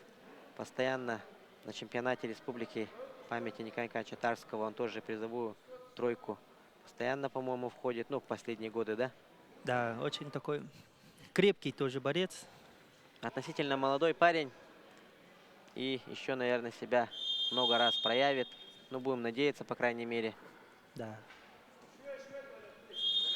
Вот это Анатолий Никитин очень тоже хорошо по национальной борьбе борется, по борьбе Хапсагай. Весе до 75 килограммов он раньше очень хорошо выступал. Сейчас вот, как видите, вес у него 79. Еще, наверное, прибавил. И со следующего года тоже его не раз увидим по национальной борьбе. Но в весе, наверное, уже до 85 Да, килограмм. 85 килограмм. Вот наши ребята, которые борются профессионально в вольной борьбе, ну, не скидывают, да, вес Да. Хапсагая. По факту вес, например, 81 и борется на 85. Да. Очень много борцов вольного стиля. Также по борьбе Хапсагая очень так хорошо борются. Да.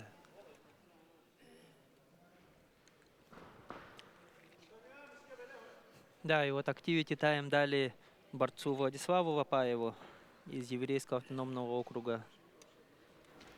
Остается 10 секунд, и балл присудят нашему Анатолию Никитину. Опа, балл Да, Анатолию балл. Никитину. Остается 50 секунд до окончания первого периода. И вот как раз таки арбитром ковра работает наш тоже молодой, так скажем, да? Да. Судья, арбитр Сергей Семенов. Мастер спорта России по вольной борьбе. Мастер спорта республики по национальной борьбе. Он тоже в свое время тоже, наверное, да, отборолся на чемпионате России среди студентов. Да, он тоже, вот если говорить про него, то Сергей Семенова, то он тоже очень опытный, тоже многократный участник взрослого чемпионата России, Да, в составе тоже, республики. да, и среди студентов, да, тоже очень опытный борец.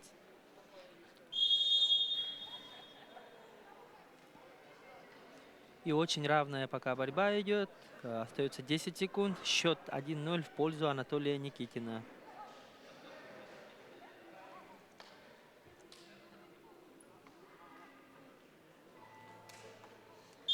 Да, и вот видим на углу Анатолия Никитина тренеров Кирилл Николаевич Захаров и его... Николай Кириллович Да, Захаров. Николай Кириллович Захаров, тоже его сын, тоже такая борцовская династия, тоже. И Отец и сейчас сын, по да? стопам отца тоже занял тренерский помост, да, можно сказать. Да. Очень хорошо, отрадно видеть такие моменты, когда отец и сын занимаются одним делом. Это говорит о том, что люди любят вольную борьбу, да, всем сердцем. Да. Да, и продолжается наша борьба, наша схватка, второй период. Анатолию 22 года, капитан нашего спорта, студент Чурапчинского государственного института физической культуры и спорта, тренер Захаров.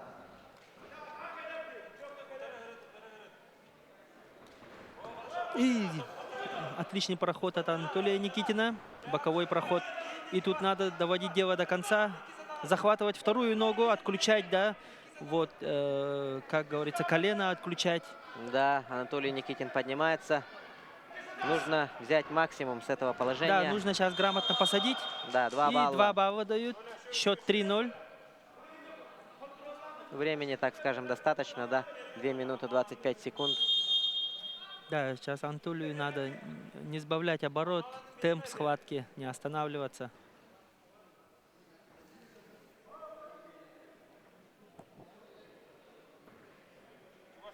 Две минуты 10. Все еще, ну, как бы время есть. Надо хорошо сейчас провести работу по защите, по контратакующим действиям. Сейчас уже скоро, наверное, Владислав начнет свои атаки. Да, включится, Да. должен включиться тоже.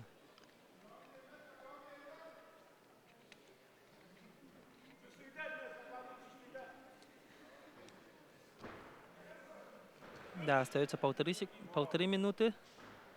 Ну вот, как видим, Анатолий Никитин занял оборонительную, наверное, позицию, да, так скажем. Сейчас он уже за всеми действиями Лопаева следит и контролирует ход встречи. Но, Ну тем вот, не менее, да, Владислав Лопаев очень, да, вот сейчас забирает голову и руку. Это тоже очень выгодное положение для него. да, счет 3-0 тоже скользкий такой счет. Да, конечно, это не солидное преимущество. Да. И Опа! вот Оу! такой попытка броска, и Анатолий Никитин сейчас может держать. Нет, упустил ситуацию, да, можно сказать. Да, 5-0 было. счет. Да, и минута остается до конца схватки.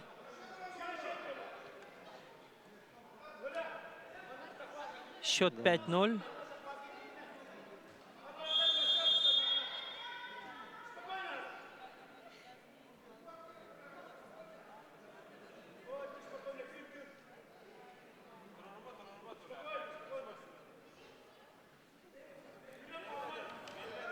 Да, 45 секунд остается.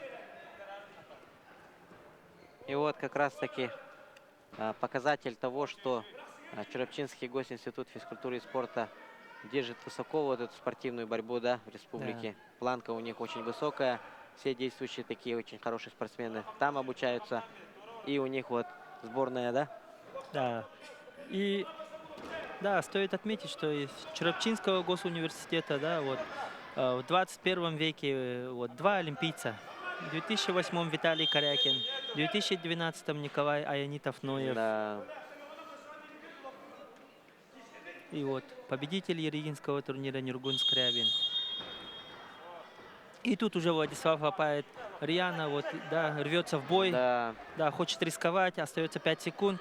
Но тут уже, наверное, время. Ну, поздравим, да, Анатолия Никитина с этой бронзой. Очень грамотно выстроил схватку и довел дело до победного конца.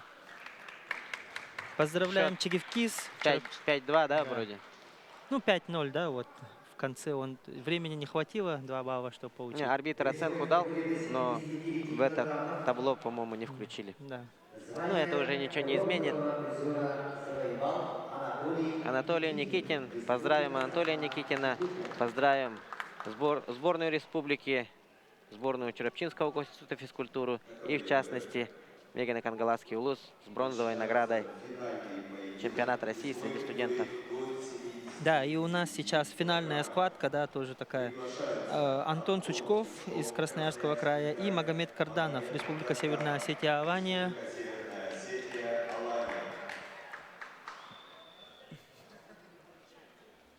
Да, очень хорошая схватка сейчас будет у нас Да, вот на Антон ковре. Сучков, победитель чемпионата России, тоже финалист чемпионата мира среди молодежи. Да, продолжает идти по стопам своего старшего брата Никиты Сучкова. Да. Тоже очень хорошо борется. Никита Сучков борется, да, или... Да, он до сих пор, да, он тоже в строю сейчас, на 79 килограмм он сейчас борется. Ну вот, и брат его на 79, Да. да, получается? Ну вот, вчера как раз-таки вспоминали, да, про братьев, которые внесли свой Да, значительный спортивные вклад. братья, да. Да, спортивные братья. И вот как раз-таки одни из них, вот Антон Сучков и Никита Сучков. Да. Есть же еще эти, да, по-моему, Болтуевы, да, из Бурятии. Да, Болтуевы. Тоже очень хорошие ребята. Очень так хорошо борются постоянно. Федор Болтуев и Александр Болтуев. Александр Болтуев. Да, и перед вами один из спортивных братьев России, да, так скажем, Мгм. Антон Сучков. Магомед Карданов тоже, да, такой именитый борец с Республики Северная Осетия, Алания. Тоже постоянно его имя на больших стартах слышал, видел. Да, и вот Магомед, да, вот Опа, 2 балла в Да, борту в как. синем трико. так красиво, да, перевел своего Да. соперника и вот сразу работает в партере. Хочу отметить, да, сборную Республики Северная Осетия, Алания. Такой хороший состав привезли в нашу Якутию. Мгм. Да, вот издалека, можно сказать. В каждом весе у них есть тоже спортсмены. Солнечная Осетия. Да, Ну, вообще, если так говорить, то у Республики Саха-Якутия и у Северной Осетии, Алании очень такие дружеские, хорошие партнерские отношения. да, Но, вот ребята там тренируются, да, вот учатся, да. да, тоже. Харасхан Бапага, Егор Вензель, они действующие, по идее, борцы нашей республики, но сейчас обучаются в Республике Северная Осетия, там проходят обучение, там проживают, там и тренируются. Да, и и вообще, как вторая родина, наверное, да, Северная Да. Осетия, И Алания. в для них. последнее время тоже наш известный борец Нюргун Сергин там Да, со своей семьей, Нюргун Сергин. да, жена, сын, вот, да, все там тоже Мгм. живут. И вот, как ранее говорили тоже, Аял Лазарев Да, постоянно я сборы, да. Лазарев уже там местный, можно Да, сказать, вот местный, 2010-х годов уже, да. лет 15 он уже там точно тренируется. Да, вообще осетинский народ очень дружелюбный. так Да, и скажем. вот Антон Опа! Сучков так грамотно тоже прошел. О, Опа! нет, тут И- борцу в красном надо давать оценку. Да, Да, 2 балла дали. 2-2. Осетинский проход сделал Антон Сучков. Опа! И оторвал И 2 соперника. балла. Да, 4-2. И вот еще работает Антон. Да, и тут может уже накрыться. Да, рискует накрыться.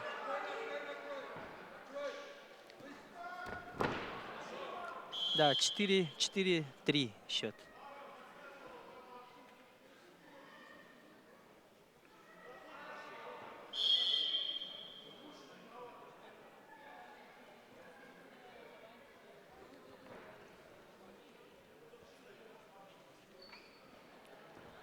Да, и счет 4-3. Первый период завершен.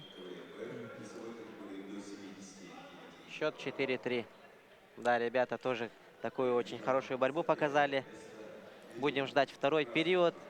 Вот как пару слов сказал, уже 15 секунд осталось для отдыха ребят. Да. Да, Очень такой интересная, хорошая схватку мы видим. Содержательную борьбу показывают ребята. Ну, такие борцовские, да, регионы. Красноярск, Северная Осетия, Алания. С Да. богатыми традициями, с хорошей школой. Вот недавно как будто помню, что Антон Сучков боролся по юношам, да. Он Да. такой молодой, по идее, тоже спортсмен. И вот очень быстро повзрослел. Да, он всегда боролся с нашим борцом Владимиром Баяновским. Я Да-да-да. помню, как Владимир Баяновский его выиграл в этом на международном турнире памяти Романа Михайловича Дмитриева на 74 килограмма. Да-да-да, было такое. Ну, наш Владимир Баяновский тоже сейчас строй мужчин, так скажем, да, уже поднялся от молодежи. И тоже скоро себя очень хорошо проявит. Ну, мы надеемся, что он Да. себя тоже проявит. Опа! 4-3 счет уже. Да, вот Антон Сучков сейчас держит напряжение. Ну, с двух сторон очень активная борьба идет. И вот как раз-таки руководитель, да, Национальной студенческой лиги спортивной борьбы Марат Астаев, наверное, тоже, да, осетин, если так сказать. Да, вот если по фамилии, да? Да, он очень тоже так следит за схваткой Магомеда Карданова. Вот осетинский Да, вот. состав стоит, смотрит по президиума, так можно сказать. Да. 2 минуты остается, счет 4-3. Все может поменяться, такой счет маленький. Опа!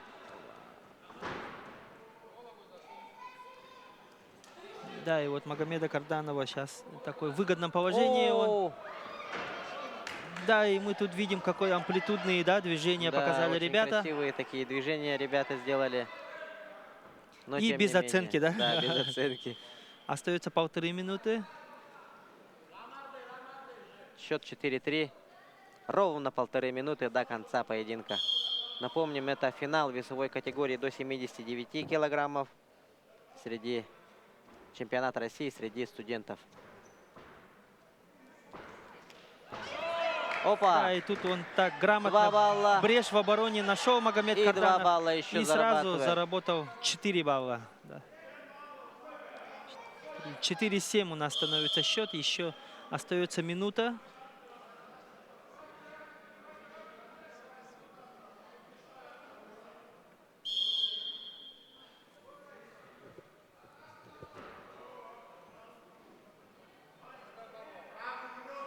Да, ровно минута остается. Счет, вот как видите, только недавно 4-3 стояло. Да. Теперь уже 7-4. Да, но тут Антон Сучков может его спасти только проход и переворот, и 4-бальный бросок. Ну, я думаю, сейчас Антон Сучков включится и будет активные свои действия тоже показывать. Да, и вот видите, он повторную атаку. Ай, хотел провести повторную атаку. Магомед Карданов, он на чеку.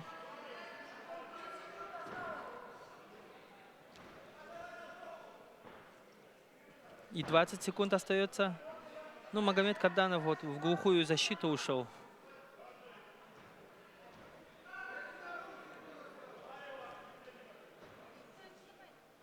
Десять секунд.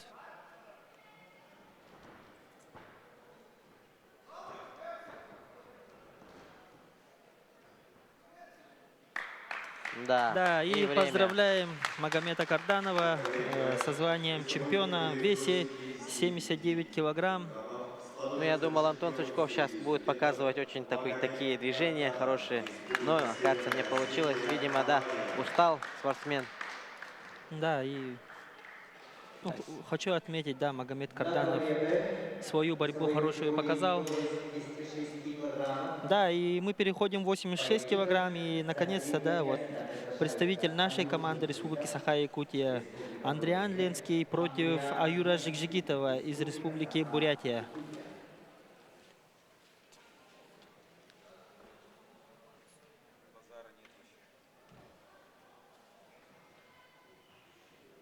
Да, тоже представители двух братских субъектов нашего региона. Нашего, так скажем, еще округа, да, федерального. Андриан Ленский и Аюр Жикжитов. Да, Интересная такая фамилия, да? Жикжитов. Да, мы видим, как Андриан Ленский очень прибавил, да, в массе 86 килограмм. в мощи, в массе Да. прибавил. И вот как ты вот хорошо отметил, что наши спортсмены в последнее время, да, в средних и больших весах тоже очень хорошо стали себя проявлять. Да, вот радует, что мы конкурируем уже Да. в каждом весе. Ой, Тычок в глаз, по-моему, ну, да? такое тоже бывает. Да, это борьба. Да, это борьба, это не этот, это вам не это, да? Да. Это как-никак Контактный вид спорта, да, все равно мужской, контактный вид спорта. один из видов этого. Что-то хотел сказать про единоборство, да. Один из видов такого единоборства, да, скажем, который очень опасный. Можно получить и травму и так далее. Но тут, да, видимо, случайно. Да, Это вот видят, да, тычок в глаз, да? смотрят, да, как, в каком положении получил. Ну Оу, да, вот видели, как хотел руку взять Андриан, ну, неудачно так немного попал в глаз.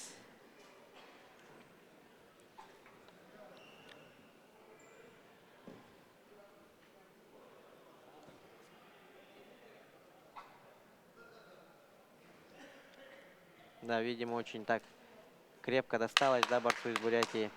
Да, ну, тем не менее, продолжаем нашу схватку. Прошло 30 секунд всего.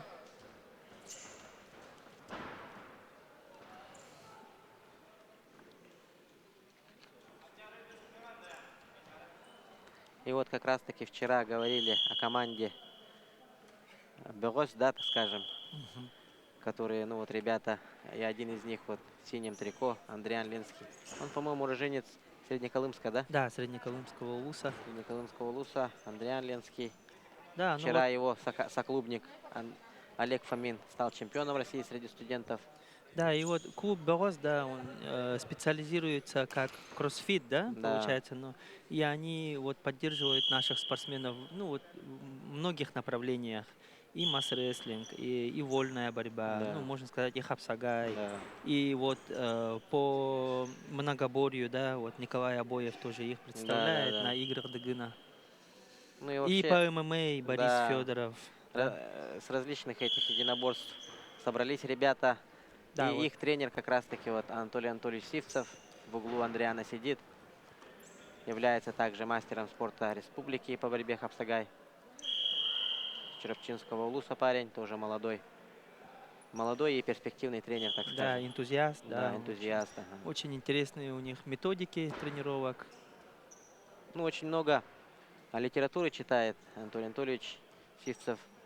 Книги, Ну, более научно, да, да, по строению подходит тела и так далее, по анатомии по человека. восстановлению, Да. да, чего не хватает организму, там, что нужно знать. Да, и такая очень контактная борьба у нас идет, да, Да. с двух сторон. Тук-тук, такие хлопки слышны. 2 минуты позади. Да, счет 1-0. По Activity Time зарабатывает балл Андриан Ленский, более активно борется.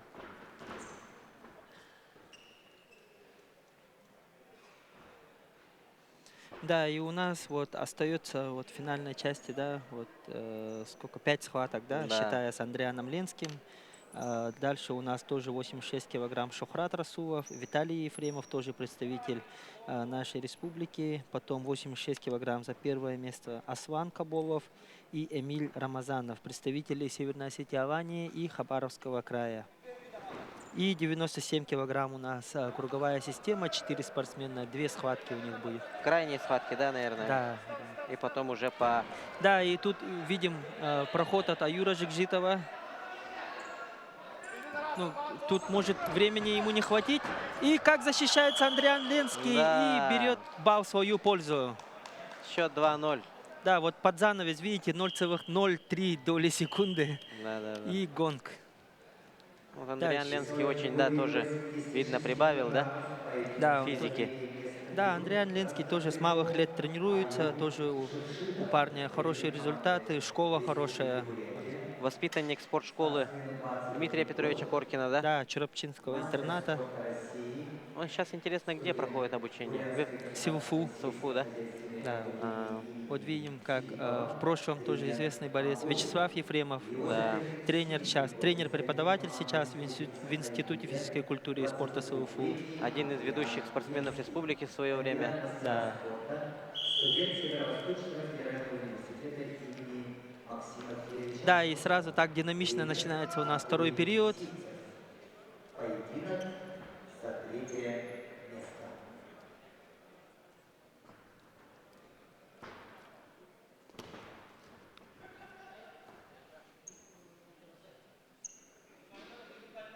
Тоже такое противостояние, да, Эль-Классика, можно сказать. Республика Саха, Республика Бурятия, да, в этом чемпионате у нас. Финал Дальнего Востока. Да, тоже финал Дальнего Востока. Вот Аюр Жикжитов. Опа! Да, видим, как Аюр Жикжитов вроде был в таком выигрышном положении, но Да. Андрей Ленский вытолкнул его за ковер даже в таком неудобном для себя Ну положении. вот просто на народе, наверное, я где-то слышал, что Андриана Ленского в шутку называют бульдозером, да? Да, бульдозером. Он вообще выталкивает своих соперников, как трактор, да, можно Да, сказать. вот, с любого положения, Да. да, может подняться с колен, вот, может. В ноги тоже проходит, как бульдозер, можно Да. сказать. Берет захват и бежит, Как Джордан Барроуз, да? да, можно как сказать. Джордан Барроуз, можно сказать.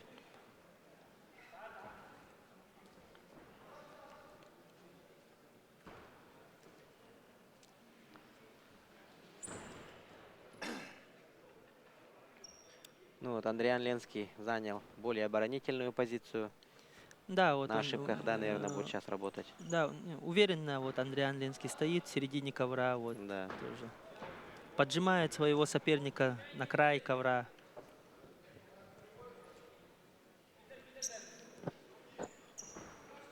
Да, вот минута 15 секунд остается.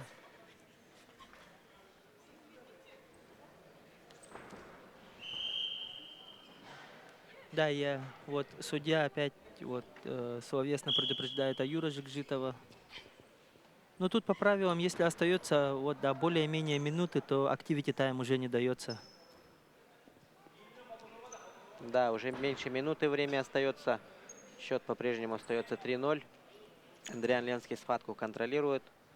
Все моменты видит. Да. Ну, сейчас Аюру Жикжитову надо... Да, Аюр Жикжитов же, да? Да, Аюр Аюру Жикжитов. Жикжитову надо уже включаться.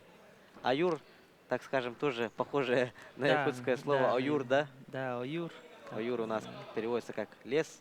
Да, лес, вот, ну, Айылга, да, как Да. у нас по-якутски.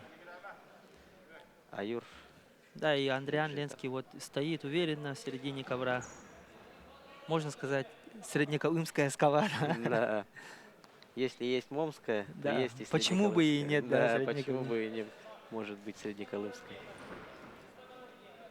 Да, Да, 8 уже секунд, 7. Минимум времени. Ну, тут уже, наверное, Неизменно, да, да, уже. схватка завершена.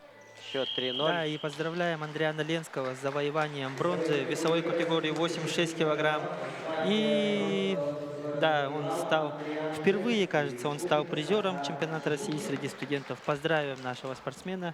И мы идем дальше. Сейчас 86 килограмм, тоже за третье место. Шухрат Расулов из Республики Татарстан и Виталий Ефремов, Республика Саха-Якутия.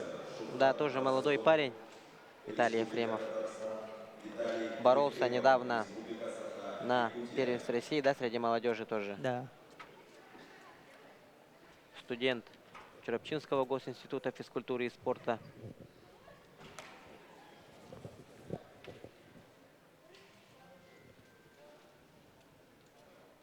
Из красного угла с Республики Татарстан Шухрат Расулов.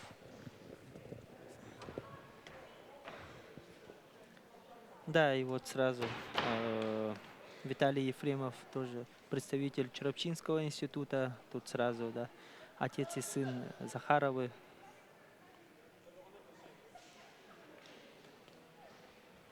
Да, арбитр подошел. Схватка за вторую бронзу в весовой категории до 86 килограммов между представителем Татарстана и представителем Республики Саха-Якутия. Да, и Схватка борьба началась. Да. Виталий Ефремов. Ну, вот тоже надеемся, что в будущем свое имя он громко себя проявит очень хорошо во взрослой борьбе. Да, это тоже, ну, как можно сказать, это молодые ребята тоже должны стать достойной заменой Да. сейчас нашей вот взрослым ребятам, да, нашей взрослой республики, взрослому составу, да, извините.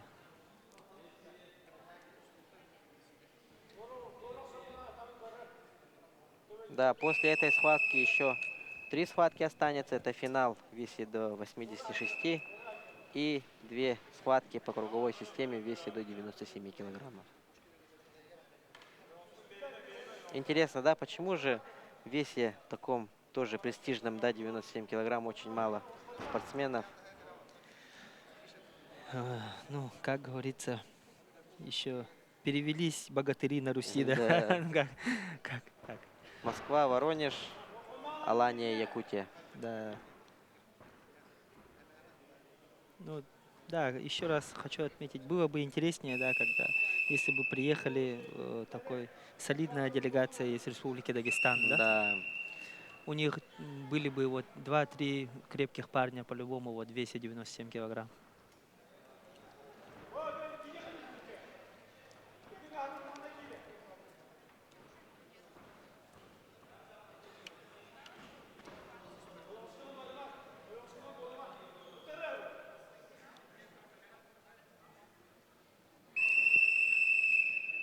да,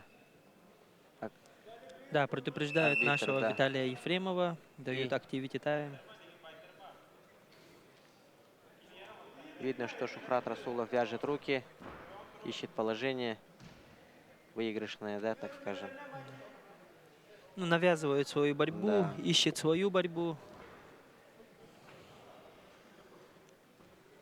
Да, остается минута до окончания первого периода.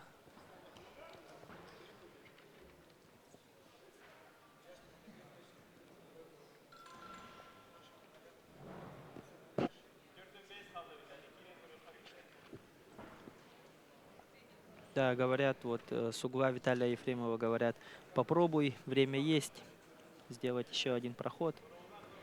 Да, ну пока что Виталий Ефремов никаких активных действий не предпринимает. Все еще идет разведка, да, так скажем. Да, ну, ответственность тоже большая на кону, вот бронзовая медаль, ребята тоже хотят получить свою первую такую серьезную медаль. Да. Ну вот этого борца в красном трико тоже я ранее, по-моему, не видел. Шухрата Расулова. Да, тоже молодой парень, Да, тоже тоже молодой Шухрат, парень. тоже студент, все время, наверное, тренируется тоже со взрослой сборной. После этой схватки финал до 86 килограммов. Аслан Каболов, Осетия, Алания, и Эмиль Рамазанов, Хабаровский край. По национальности, да, как будто фамилия такая, да, Да, это Рамазанов. кавказская, да, Да, тоже. кавказская. Но представляет Хабаровский край. Поволжского государственного университета физической культуры и спорта и туризма. Тренеры Салават Нургалимов, Денис Горбунов, Да, второй период начался. Счет 1-0. Счет вообще минимальный, можно сказать, в пользу Шухрата Расулова. Да, здесь уже Виталию надо включаться, уже надо работать. И вот он сейчас чуть ли не допустил ошибку. И пока нету оценки. И Опа, 2 балла.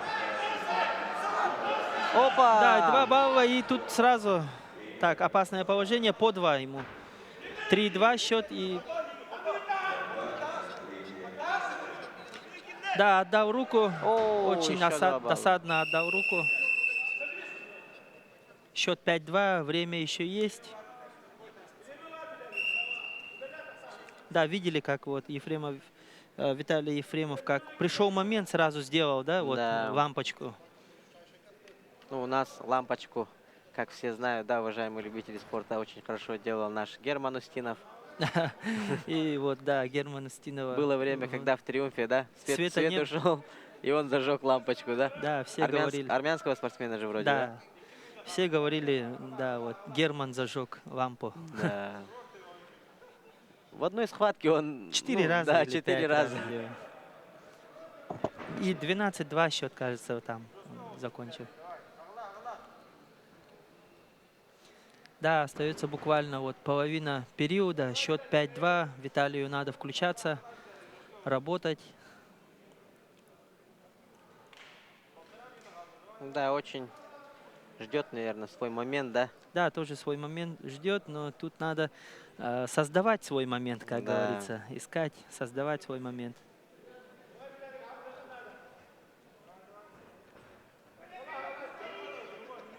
Как будто побеждает Виталий Ефремов, да? Стоит и ждет. Ну, не знаю, там по манере наших именитых борцов, может, в конце хочет забрать. Посмотрим. Помним, наш Виктор Лебедев очень валидольные победы нам приносил, да? Да. В последних 10 секундах зарабатывал баллы. Да, и вот Лев Павлов, да, также. Да, вот Лев на Павлов России. тоже на России. Да, бал. И еще бал. 5-4. Балл и Счет балл. 5-4, да, бал и бал. Потому что вот умышленно, да, Расулов... Уход от борьбы, да? Да, уход от борьбы умышленно. 5-4. Все равно Ефремову Виталию нужен проход, потому что по качеству приемов, по оценке баллов выигрывает Расулов Шухрат. А вот, допустим, если у них счет, да, так скажем, 5-5 будет, то за счет предупреждения, интересно, нет, наверное, да? Нет, такого нету. Там по качеству баллов, А, как были получены баллы. 10 секунд остается и да, тут 5-4. Тут надо попробовать, попробовать. надо сделать. 4 секунды. И Нет, как-то очень... неподготовленная. Да, и как-то очень явно сделал. Да, было видно, что Да. подготавливает. Ну ничего, пожелаем удачи нашему борцу Виталию Ефремову. И поздравим Да, Расула. поздравим Шухрата Шухрата Расулова Расулова. с бронзовой медалью чемпионата России среди студентов. И переходим к финальной схватке в весе 86 килограмм. Аслан Каболов, Республика Северная Осетия, Алания, и Эмиль Рамазанов, Хабаровск, Хабаровский край. 86 килограммов. Приглашаются Аслан Кабулов, Республика Северная Осетия, Алания, и Эмиль Рамазанов, Хабаровский край. Да, перед вами повтор схватки, которая только что прошла за бронзовую медаль. Да, вот видим, как выходят борцы.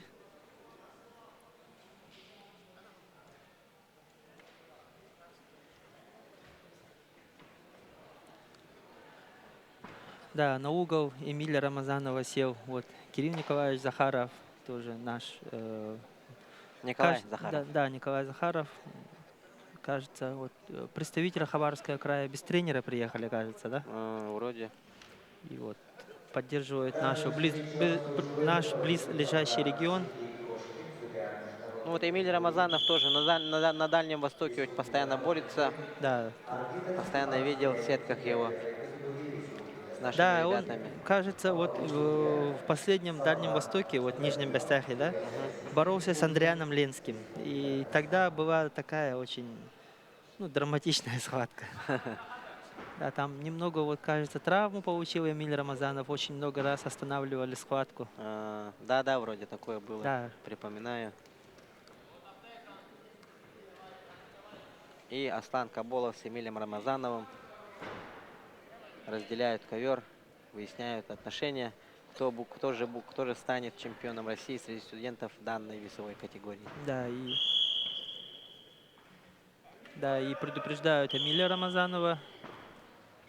Сначала устное, да, предупреждение? Да, устное предупреждение, потом уже сейчас. Опа. Да, вот видим, как он переворот делает, как наш именитый спортсмен Булайсар Сайтиев. И сразу 2 балла сходу, 4-0 счет уже. И да, так, амплитудный такой накат, 6-0. Счет 6-0 становится в пользу Эмиля Рамазанова с Хабаровского края. Да, и вот Да, сразу очень же хороший тоже. такой прием, да? Да, своя коронка у него такая интересная. Да, 8-0. И хочет И сейчас... да, накатить надо. На 86 килограммах дебют Вроде не дал, да? Да. Не дал сделать этот коварный прием.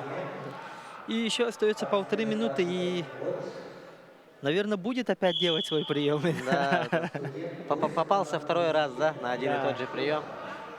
Вот, смотри, вот опять. Это Бойсар Сайтиев же, да, вроде? Да, очень Сайтиевский тоже прием такой. Перевод называется, да? Бувайсар Сайтиев делал, Владимир Хинчигашвили всегда делал, Да, очень. грузинский борец.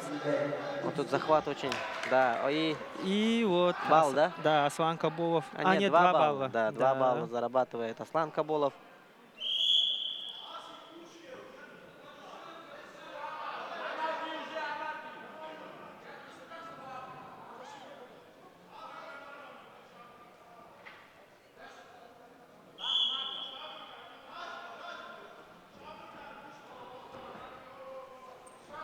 Да, остается минута. Опа! Оба! И Без тут, оценки, да? да, видим, А, нет, какая... 2. 2 балла за амплитуду. За амплитуду дали, да? Да, тут за попытку броска. Нет, просто, Балл да, дали, да? просто балл дали за попытку броска. 2,9. Да, ну и включается Аслан Кабулов.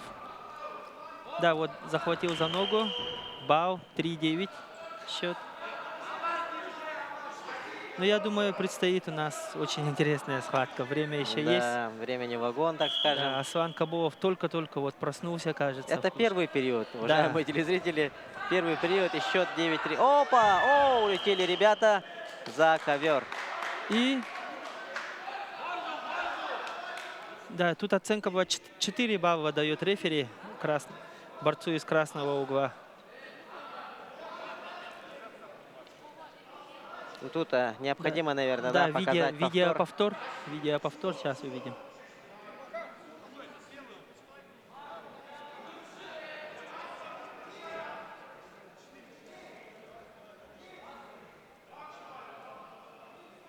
Да, вот видим видеоповтор. А, нет, это другой момент. Нет, тот же момент, да? Да, этот момент. Да, и тут проводил прием, да. По идее, если бы ковер был еще шире, да, можно было дать, наверное, ну, как я вижу, я бы балл дал Эмилию Рамазанову, наверное, за обратный прием, да? Да. Но Ну, сейчас решат судьи. Посмотрим. Решение судей, окончательное решение. 4 балла синему, да. И тут же прилетает челлендж. Если челлендж будет проигран, то сразу же победу одержит Эмиль Рамазанов. Да, чисто технически 10 Да. баллов.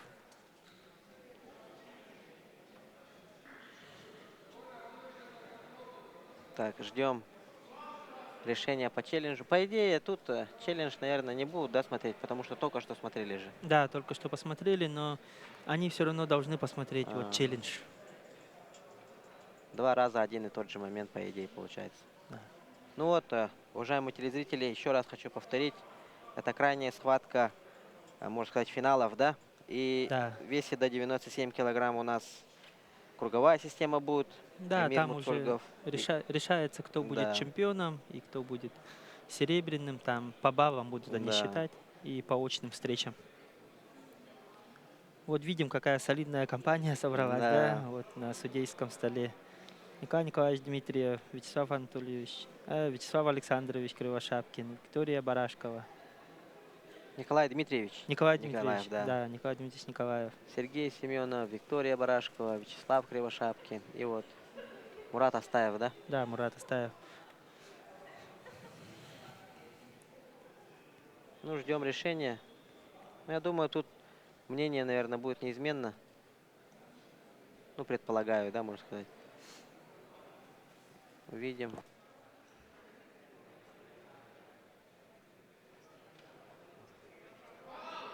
Вот еще раз повтор. Да, видим повтор. Вот этот прием вообще очень коварный, да? Обратный. Да, конечно. Ахмед Чакаев очень вообще, ну, как Да, скажем, могут там 2,2 дать, да. 2 балла дать, 4 балла дать. И, ну, всякое разное можно. Ну, я считаю, что вот этот прием надо пересмотреть, потому что, допустим, ну это по моему видению, да, человек ноги проходит, и по инерции же он все равно вперед будет бежать. И Да. тот человек, который, ну, дал пройти в ноги, он берет за корпус, получается, на себя тянет. Ну, вот Ахмед Чакаев же, по-моему, так и делал, да, схватки, по-моему, с кем? С Рассадиным. Да. Да, 4 раза да, подряд сделал. каждый проход, и вот на себя тянет вот так. И каждый раз оценка в пользу соперника шла. Да, вот видим, как борец из Хабаровского края провел прием, да? Вот, Да. И вот, наверное, надо бы сделать так, что, чтобы... проигрывал. Послушай.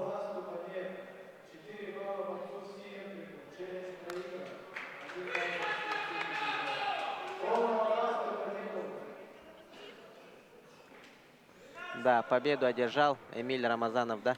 И Да. вот остановимся на обратном приеме, да, так скажем. Можно Да, но было, все да, равно не согласны. да.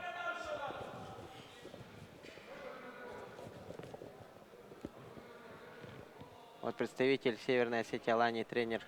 Мгм. Ну тут уже судьи же решение приняли, да? Да, решение Решение принято. принято. Победу одержал Эмиль Рамазанов, Хабаровский край, и становится чемпионом России среди студентов. Да, поздравляем Эмилия Рамазанова из Хабаровского края с завоеванием чемпионства в весе 86 килограмм.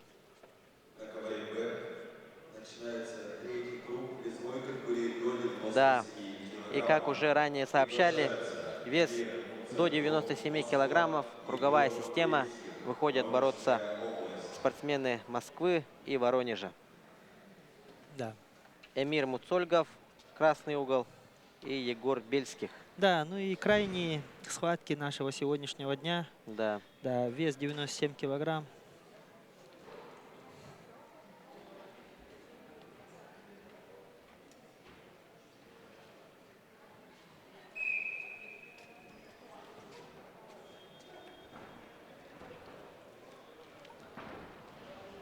Да, и ребята так аккуратно начинают борьбу сразу.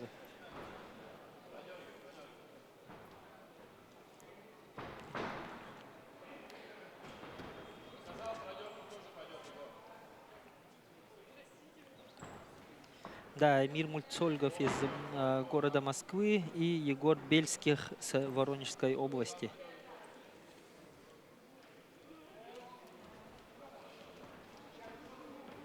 После этого, да, выйдут на ковер представитель Осетии Ирбек Тавгазов и представитель нашей республики Иван Алексеев.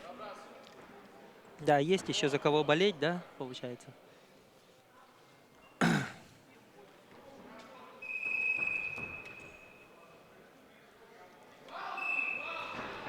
Да, и сразу Опа! со свистком проходит Егор Бельских в ноги и зарабатывает 2 балла.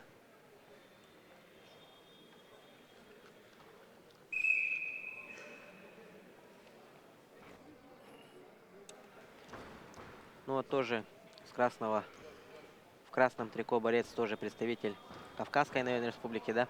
Муцольгов. Да. Ну, это, Студент, если говорить да. про 97 килограмм вес, это вес, безусловно, Абдулрашида Садулаева, да? Да. Но Да, тем не менее, лидера. на крайнем чемпионате России вроде бы его, так сказать, визави, да, как, Мгм. Алихан да, Джабраилов. Алихан Джабраилов чуть ли не выиграл же, говорят, Да, вообще. вот, да, в начале схватки у него был 4-бальный бросок, Да. и вот счет был 5-0 или 5-1, да, вот такое, и Абдулрашид собрался и довел схватку вот до конца, выиграл в свою пользу.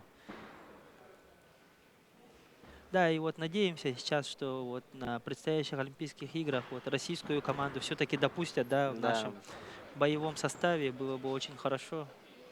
И было бы вообще отлично, если бы с флагами, с гимном допустили, да?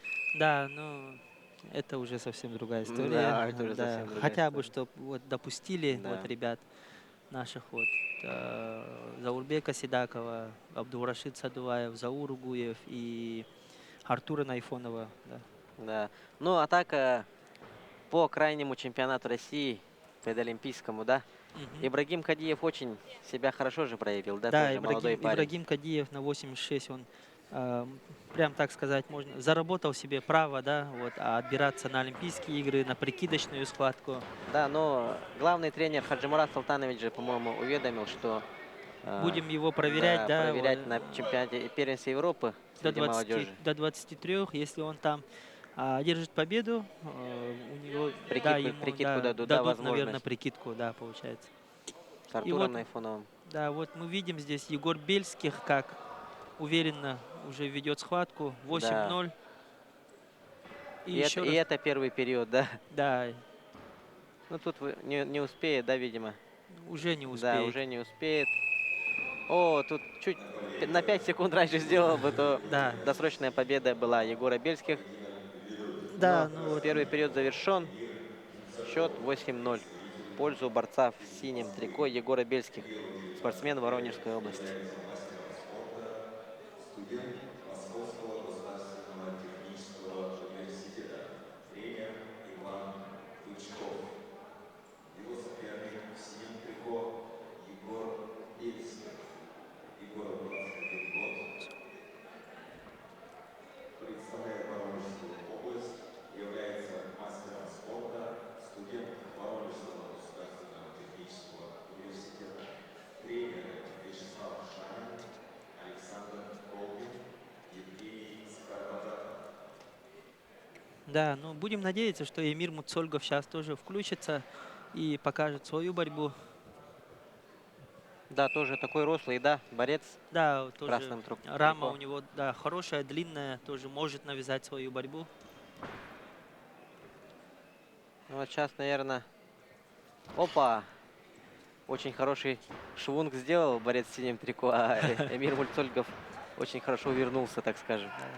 И вот видим, как Муцольгов, да, что-то вот нащупывает только-только.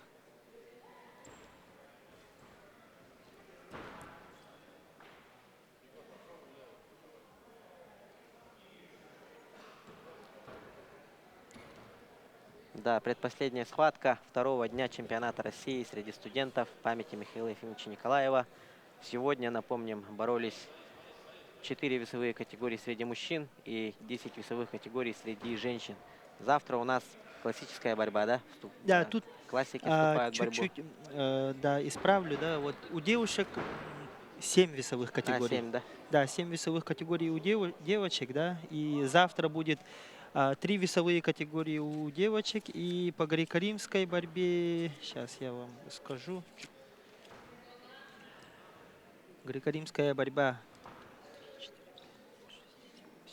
да, 10 весовых категорий по греко-римской борьбе. Так как у нас завтра заключительный день, то все весовые категории по греко-римской борьбе, да, завтра, думаю, да, завершат все веса, да.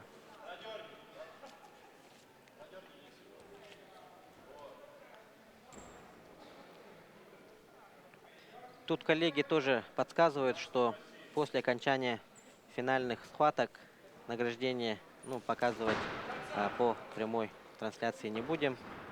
После завершения схваток наша трансляция завершится. Но, Да. тем не менее, в это время победу Егор Бельских Да. одержал. Чисто техническая победа 10-0. Да, и поздравляем Егора Бельских с города Воронежа с убедительной победой. И видим, как он радуется. Вот, да, Да. поздравляем его от души. Тоже рады за него. И следующая схватка у нас Ирбек Тавгазов. Республика Северная Осетия, Алания, Иван Алексеев, Республика Саха-Якутия. Да, у нас следующая схватка, последняя схватка сегодняшнего дня, заключительная, можно сказать, схватка. Ирбек Тавгазов, Республика Северная Осетия, Алания, и Иван Алексеев, Республика Республика Саха-Якутия, да, извините, и Северо-Восточный федеральный университет, да. Тут тоже молодой парень, уроженец Вилюйского улуса республики. Тоже по борьбе Хапсагай очень себя сильно проявляет. Крайнее время он вес, по-моему, да, у него меньше стал. Да. Он раньше вообще, у него вес за 100 переваливало. Сейчас он, видимо, Да, ну, взялся да. за себя, вот 97, да, Форму чтобы побороться, оптимизировал, да, да. оптимизировать форму. Ну и сейчас все наши ребята вот борются, да, вот по борьбе Хапсагая, потому что Хапсагая сейчас мотивация и там призовые очень Да, солидные призовые очень всегда, хорошие. да, минимум, да, ружье, да, вот Да. получается. Сертификат на ружье это как, ну, 50 тысяч, да, уже Да, как минимум. Абсолютные первенства по 100 тысяч, по 300 тысяч. да. Тоже для молодых ребят очень большой стимул. Ну, надо отдать, наверное, должное, да, руководству Федерации борьбы Хапсагай, в том числе этим меценатам, которые вкладывают в развитие национального спорта в Республике Саха-Якутия. Да, Таких бы меценатов в вольную борьбу, да? да, вольную борьбу. Было бы очень хорошо, побольше турниров вот в Да. Якутии, да, в городе Якутске, вот по всем УУСам тоже. Да, и болеем за Ивана Алексеева. Так, последняя наша схватка на сегодняшний день.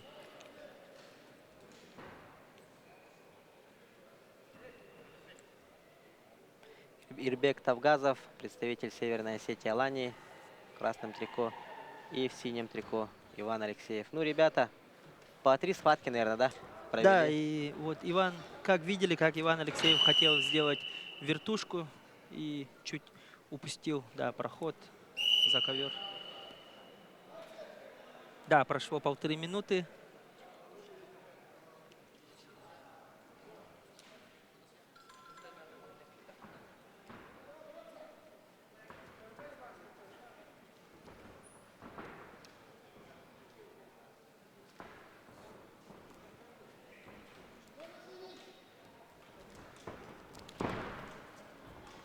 Да, Ирбек Тавгазов вот прям атакует все время. Счет 3:0. 3-0, да. Минута остается до конца первого периода.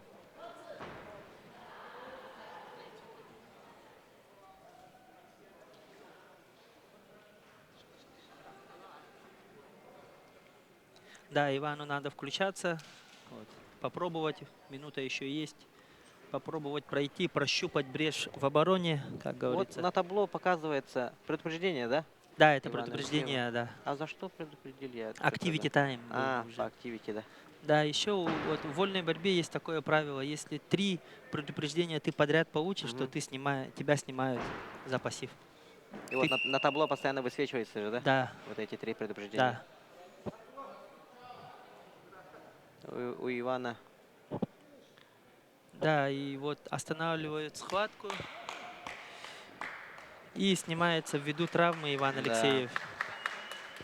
Это очень досадно, наверное. Да. Вообще травмы это всегда Да. плохо, это не есть хорошо. Всегда очень много времени требуется для восстановления. Не Да, только и времени, но и финансовых средств, да, наверное. да, конечно, там очень большая такая процедура. И поздравляем Ирбека Тавказова с победой. Да, и тут, наверное, уже очки будут подсчитывать судейская коллегия и выяснят, кто же из этих 4. Не, все, все же, наверное, будут В призерах, на да? пьедестале, да. Да. 4, 4 призовых места. Это первый, второй и 2 третьих. Да.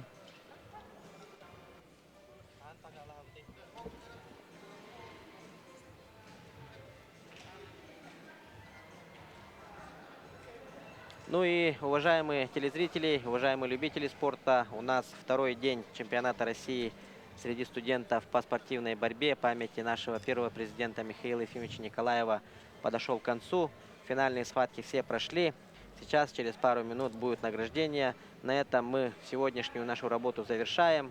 И пару слов тоже своему коллеге Айталу Конешникову хочу передать. Да, спасибо, Максим. Да, и спасибо всем нашим телезрителям за внимание, да, за поддержку наших борцов. И призываю вас, да, в заключительный день чемпионата России. Завтра будет греко-римская борьба. Вот в выходной день прийти и посмотреть на спортсменов и поддержать наших тоже якутских спортсменов. Да, оставайтесь с нами, любите спорт и до новых встреч. Да, до свидания, до завтра, уважаемые телезрители.